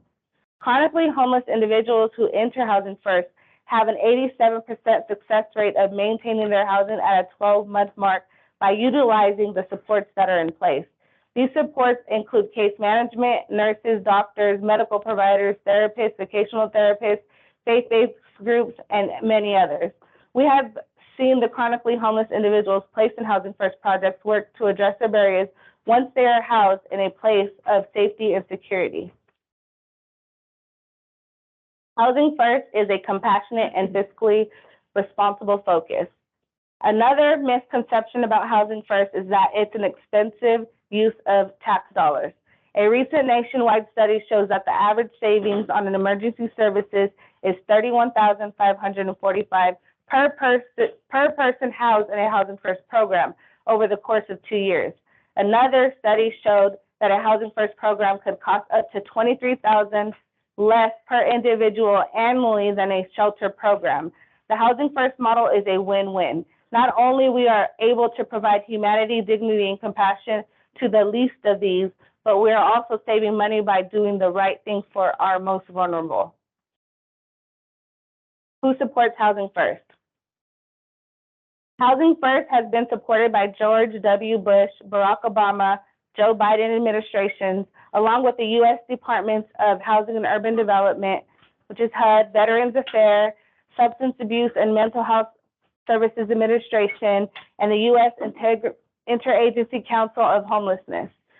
Housing First is supported by the VA in its two largest homeless programs, Supportive Services for Veterans Families, and HUD, Veterans Affairs Supportive Housing. The Housing First model is also used by a variety of faith-based organizations, which often operate permanent supportive housing through rapid rehousing programs that utilize Housing First. Many different faith traditions uphold the belief in the dignity, worth, and autonomy of each individual, focusing on serving each person's needs, no matter their background or beliefs. Why Housing First? Why not Housing Second or Third? Among the most common themes talked about in the homelessness sphere is the importance of adhering to Housing First principles. Why is that? Housing First is a very simple concept that is often misunderstood. Housing First is an approach to homelessness that prioritizes providing permanent housing to people experiencing homelessness quickly, thus ending their homelessness and serving as a platform for which they can pursue personal goals and improve their quality of life. Typical housing readiness. Normally, they start homeless, then they want medical treatment, behavioral, mental, and then you work on trying to get income, landlord relation, and put them in housing. Most of the time, it fails within those points. Housing First starts with permanent housing, and then they work on everything else, medical, behavioral, mental, income, and landlord relationship, and then life stability.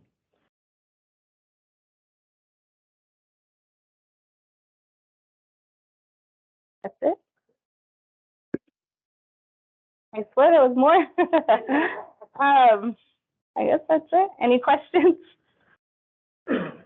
Yes.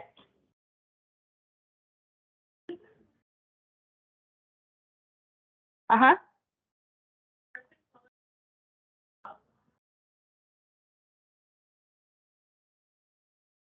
Yeah, so normally with HSP in general, as long as they receive CalWorks and they're either at risk of homelessness or homeless, they qualify. Because it's not based on any type of disability or anything like that.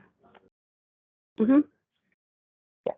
What about housing for reentry, the justice involved For services? Is that a barrier to them getting assistance? no. Not even your 290s, are you guys able to help? With the housing support program in general, are you talking about, or just in general housing? Housing services in general, with justice involved, or They might not get qualified for like particular vouchers or anything like that, but rapid rehousing, that doesn't disqualify them. they could still get the financial assistance Yes. and be housed even if they're 290. Yeah, it depends. I mean, every landlord, private property, they're all different depending on where they want to be housed. Housing, when we house our clients, it's not in particular to like, we have specific units for you. It's based on where they want to live and where they get approved. So it's based on like the landlords in particular, whether they would approve them for those units. Unfortunately, sometimes they get, so those are the type of obstacles we cross a lot. But I'm not going to say that it's not possible, exactly. Yes. Residency with scattered bodies, so how do you combat not being able to place them in places of their choice? Like maybe there isn't available housing in those areas that they're wanting to be. That happens a lot. I mean, even in your guys' line of work in particular, sometimes, and sometimes clients do settle for places where they don't want to be housed. Hopefully, in the long run, they can find somewhere they want to, but we always try to focus on where they're at, where they're wanting to be housed at. And if that's not possible, then of course, we're going to try to maneuver and see what we can do as far as that part. As a housing navigator, I don't know what the term would be called, to ensure that they're going to be successful since they look for their own place. So I say this because I worked at Brundage Lane Navigation Center, and we had people that were coming from human trafficking, but wanted to specifically stay on Union again. Mm-hmm. Wanted to get their housing there. And to me, that wasn't a very trauma-informed approach. Yeah, I think with the case management, that's when the case managers step in and kind of try to explain that to them, like, I don't think this is a great idea. And maybe they can find a place outside of that area and say, hey, look, I found this place. I think it's best. This might be great for you. Let's go look at this place over here. And sometimes, a lot of times they may, and especially if they're in a homeless situation or abusive situation, most of the time they're going to take the unit. Yeah. I was wondering, has there been any studies or research done on how the housing first model is affecting like property management relationships? Not any that I saw, no. I mean, I'm pretty sure that there is, and I'm pretty sure I could look some up and maybe email them to you, but none that I brought today, unfortunately. Any other questions? Yes. How successful is the housing first? So we work. Flood before, it does seem like a really good thing to do, but I mean, like, reality, it didn't really work all the time. And it doesn't necessarily always work for every single client. Yeah.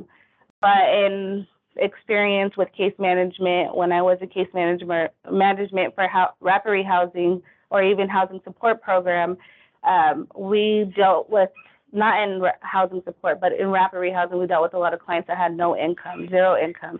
So just them coming through those programs, helping up to 24 months of rental assistance, we as case managers have to sell that program to the landlord.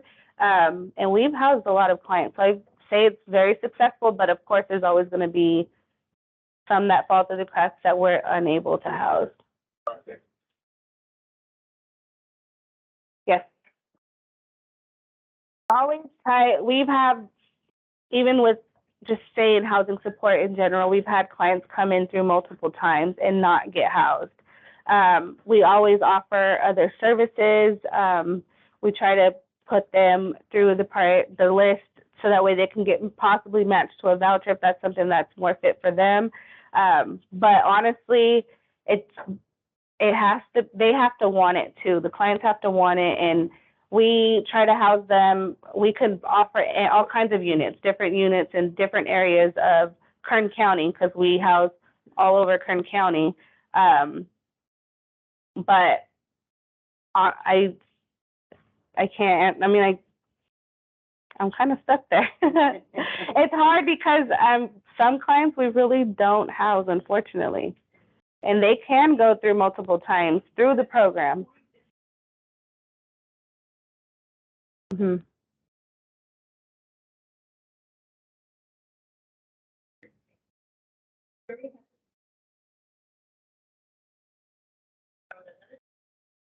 Mm-hmm. All you can do, we've had multiple run-ins with different clients in that same situation where we would find housing for them and it's not big enough. They want a white picket fence with a big yard for their dogs and their kids and we run across that all the time. But you just have to keep, as long as you as a case manager keep providing those different units to them, I don't see you failing as a case manager. It's just unfortunate that client may never get housed because they just don't want the specific housing you guys are providing to them.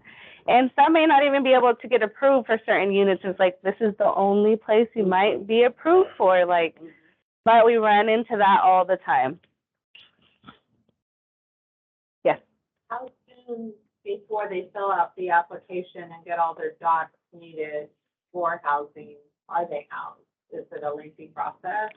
It depends. It varies. Some clients, it's literally case by case. Some get approved like the same day we do intakes, and some it could take up to the 120 days of them house searching and being in the program, and some don't get housed. So it feel that affordable housing is definitely a gap. Oh yeah, definitely. Yes. So I know with housing support unit, if a client doesn't get approved for a specific unit and they say that this client has this bill from cable and this is the reason why they couldn't get approved, we pay off that bill so that they can get that assistance. But I can't speak for every program because not every program is run that way. Any other questions? Well, thank you guys. I'm sorry I was so nervous. I hope it wasn't bad.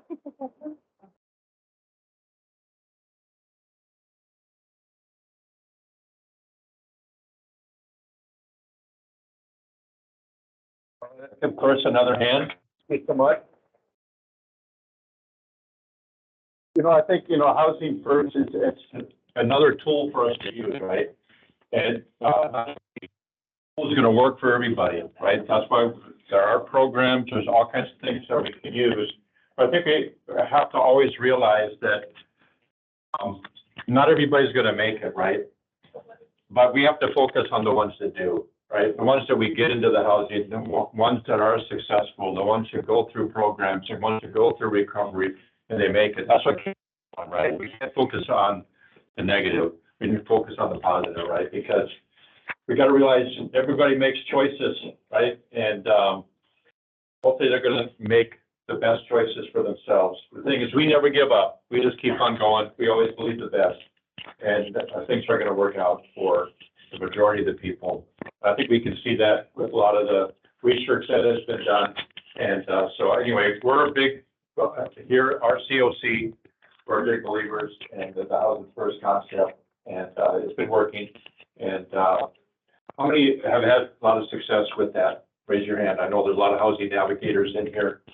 And how many have had success with other program options as well, right? And so that's why we're doing these things. We're going to get a well-rounded base of knowledge, and so we can find the best fit for each person that we're dealing with, right? And that's what it's all about. Hey, so we're going to take just another short little break. Okay, so we're going to move on to our last session on Padmission. How many know what Padmission is? Okay, how many don't, right? Okay. And so I didn't even know what this was, all right? And so I think I know a little bit about it now, but anyway, we're going to learn a lot about it here from Tracy Collier.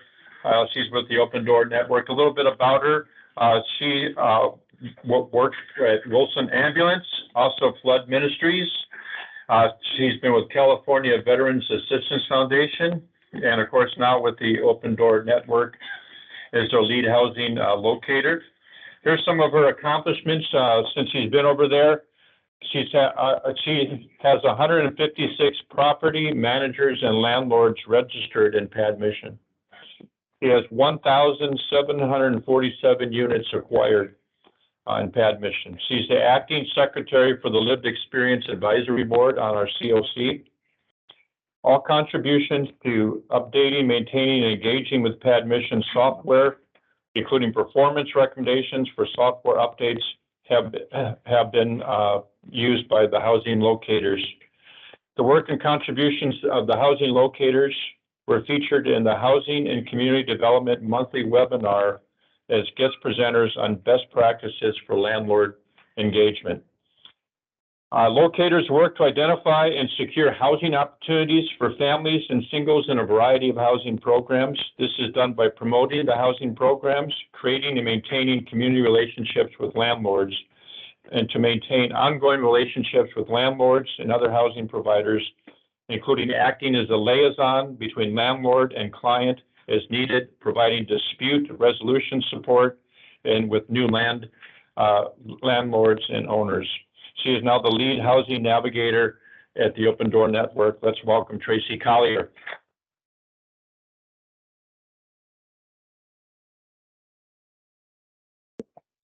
So, Pin that on you. sure. Well, I was going to say good morning, but I'm going to switch that to good afternoon. It's really exciting to be here.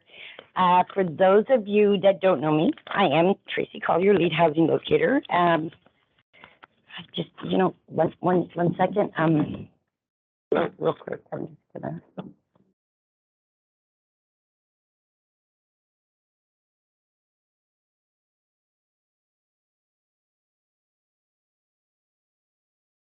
Okay, that was a joke, you guys. Seriously. Wow, you just ruined my whole tempo now. I'm like, wow. They think I'm having a panic attack up here. For those of you that don't know, or that do know me, sorry about that. Sorry. All right. So, I'm gonna go. I was a little intimidated when I heard how many people were going to be here, and I mean, some of my former coworkers, some of my mentors, and I only bought one paper sack, so I'm going to try and use a different coping technique, really popular in the 70s, According to the experts, I just have to imagine myself in my underwear up here talking to you. And interestingly enough, that is not helping at all. Now, if you're under 25, don't feel bad. It's not meant for you. That's a joke for the Brady Bunch era.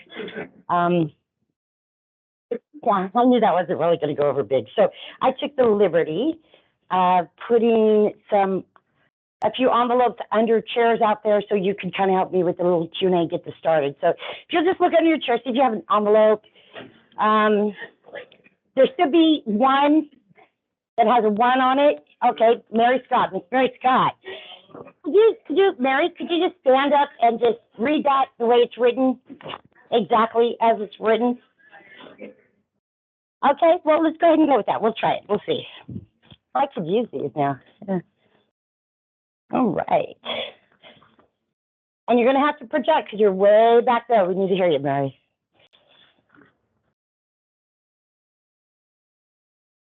So exciting. What is it? Oh. Yeah. I'm so glad you asked that. That is a great question, really. Simply put, Padmission is a web-based housing search platform. It was custom built for our housing program participants, our managers, our landlords. It's very similar to other platforms like Zillow or Zumper, but the difference is it's closed. So that means that you don't have clients in it. That gives landlords a lot of security. They really like that. And they can use that free of charge to market their properties to prospective tenants. So just remember, access to the database is limited to administrators, locators, landlords, and case managers. Really good question. Thanks, Barry. Okay, is there number 2? It should be a gray or, oh, Ebony. This is Miss Ebony. Good morning, Ebony.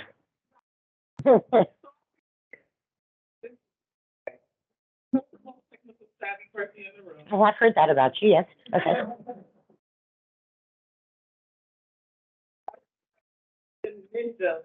Oh my God, that is fantastic. I love that.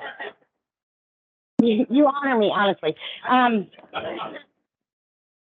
you can't. Actually, that's well, some may tell you can, but they're not telling you the truth. But you can aspire. Just immerse yourself in Padmission, and you will get better. And maybe someday, hard work. No, I'm joking. I assure you, anyone can master this program. It is logical. It leads you from one question to another. And the best way to get to know it is just to get into it. So I really hope that you will go back to your offices today and register, okay? I mean, let's be honest, okay? If it was a really hard thing to master, would I have a job? I mean, really. Oh, you guys, for those of you that know me, you know, I wouldn't have this job. So if you get into it, you might have some glitches, you know, maybe you log in on a day that they're doing improvements or updates or, I don't know, nuclear fallout, plague, I don't know, something. If you have anything like that, all you have to do is just reach out to the co-creators. There's Kevin McKee and Michael Shore, and they're just an email away. They're really open to like suggestions. If you look at Padmission, you say, wow, this works really good, but if I put a column over here, it would be so much faster, which I have written these emails. And he takes them into consideration, and they make improvements based on your input, your feedback. So don't be shy. They're an open book. Or should I say open door? I correct myself. Okay. So I heard, now I'm not sure, but I heard there was a third envelope. I honestly don't remember this one, so if you just want to go ahead and open it up and just stand up, Hannah. This is Hannah. Stand up and tell us what that one says, because I don't remember writing that one.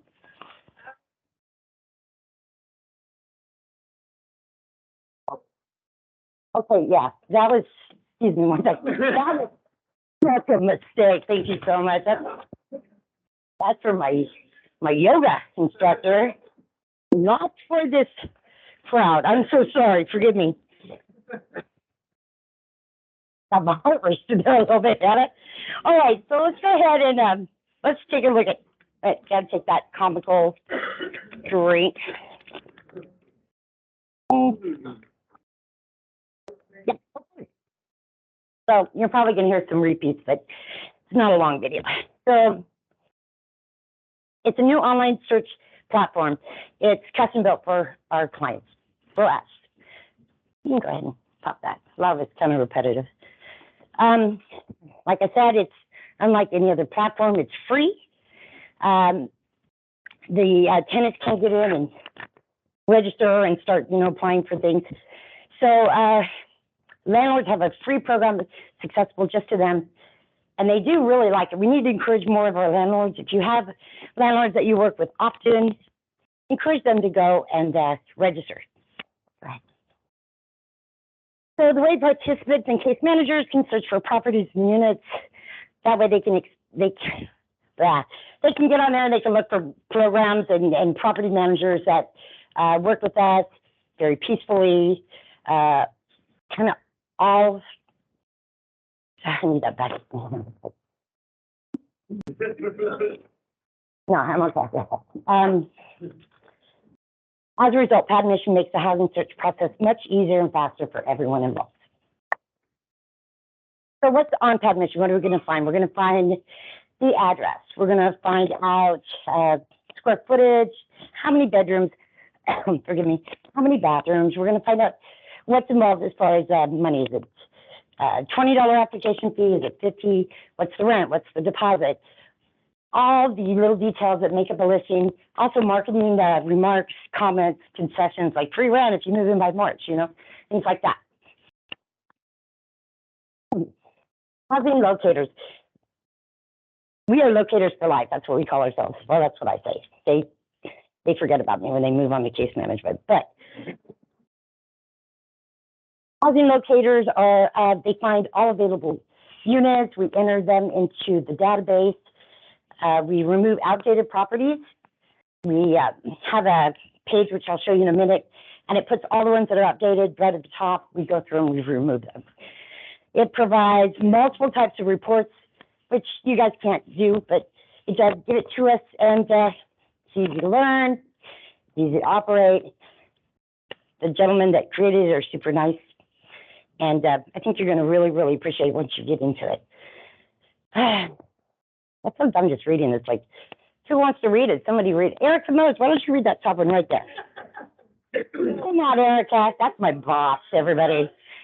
Continuous product improvement. We are committed to listening to user feedback and suggestions about features and functionality for Padmission to make your life easier and add more value to your participation in the housing program. Padmission is user-friendly, intuitive, and extremely fast.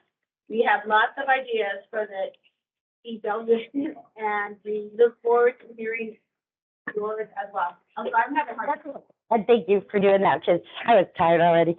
So users can contact us right through the program. So you can get in there and you can send an email from there. You can send it to their main office. They'll get right back to you.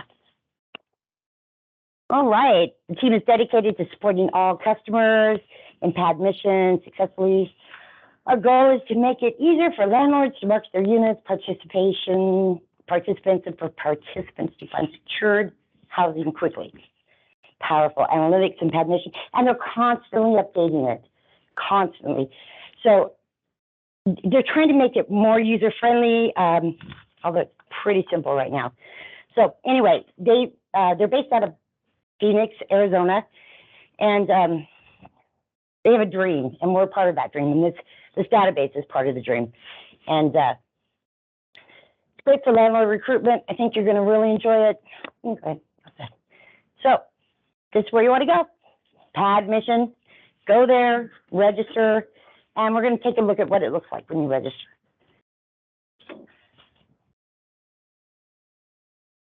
No, we're not going to. We're just going to go to the next page, actually. That's why. Thank you. Let's take a look inside, shall we? All right. So this is the first page you're going to see. And for newbies, you're just going to go right here, sign in. This is our dashboard. It's just basically, it's gonna tell you some random information like, hey, you know, me and my coworker, we both put things into Padmission. She's doing 2 bedrooms, I'm doing 3, but when you look at the pie chart, you realize, wow, she's doing twice the work I'm doing. It just kind of gives you a breakdown of what's happening in the city right now. So this is where you would go to register your landlord, right under property manager. Got that pie chart that I told you about. And let's add a property manager. So it's going to ask you for basic information. Status, you're gonna come to that. That's the status is, are they, is there a lead? Is this a lead you heard about, this property manager, so you can put them in there. The lead source, that can be yourself, it can be your agency, and you can find your locator. I don't know if other agencies have locators. I know the Housing Authority has a few. Does any other agency here have locators? Not navigators, locators. Yeah, respect. Okay, go ahead. So, a couple things. Action up there is going to say, do I send an email? Do I want to transfer property to them? It's going to give you some options. You just pick the one that's appropriate. And over here, you're just going to fill in their information and you're ready to go.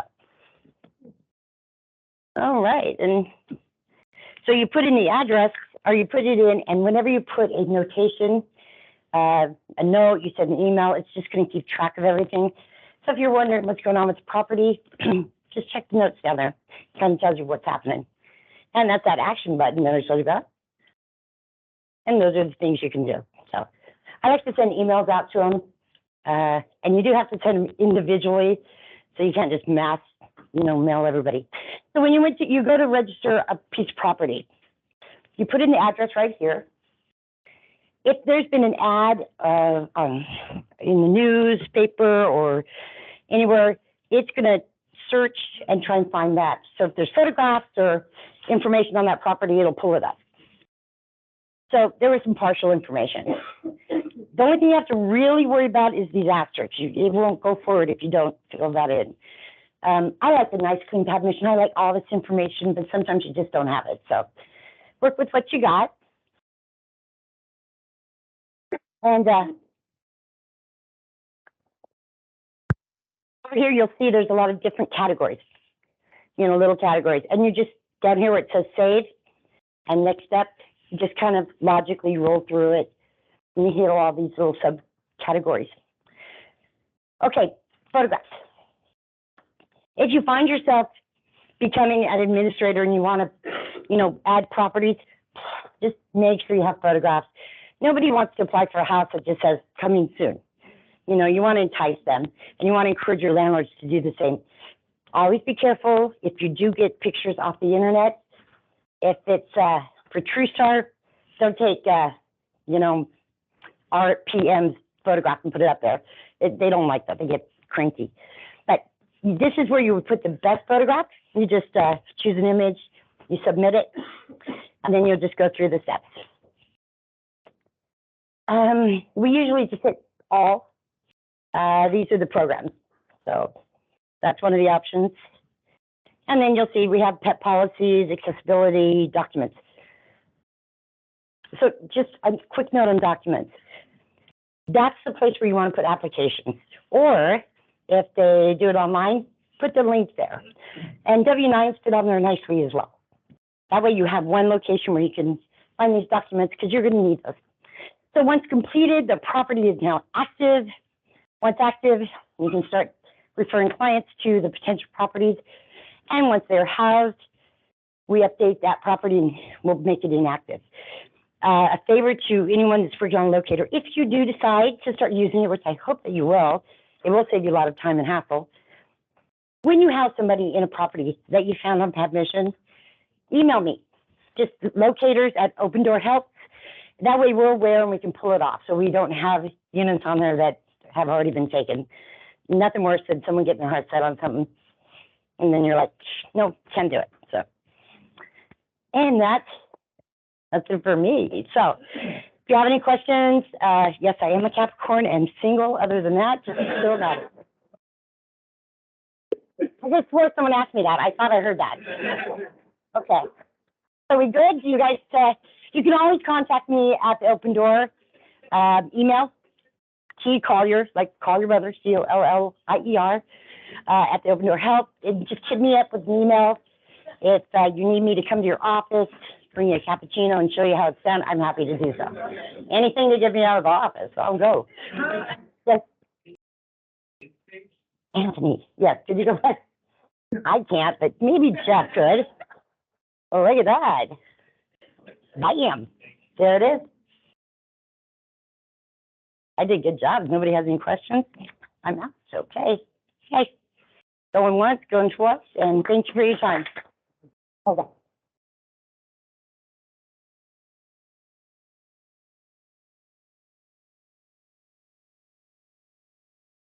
There's notes everywhere. I'm sorry. Thank you. All right, let's get Tracy. Oh, you want your mic? Oh, I'm intentional, I promise. All right, hey, looks like we're done a little bit early. Lunch is not quite here yet, so hang on. And, our lunch will be here soon. Does anybody have any other questions overall in general of any of our, I'm not sure if, Traco's still here or anything, but any other comments on the day? Anybody has? All right, what's been good? Remember, we'll be back here again, next quarter. We say we do 2 of these every quarter. Our next session will be April 27th, and we'll have Kurt Williams from Kern Superintendent of Schools, and also motivational interviewing from the Department of Human Services.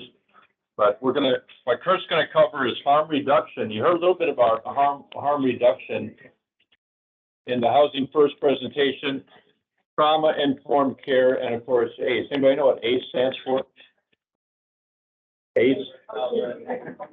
Yeah, adverse childhood experiences, all right? And so that's always great. All right, so you can just kind of talk amongst yourself and we'll just hang on here. I know they went to go pick up lunch, so it should be here shortly. We have lunch coming from Jersey Mike's.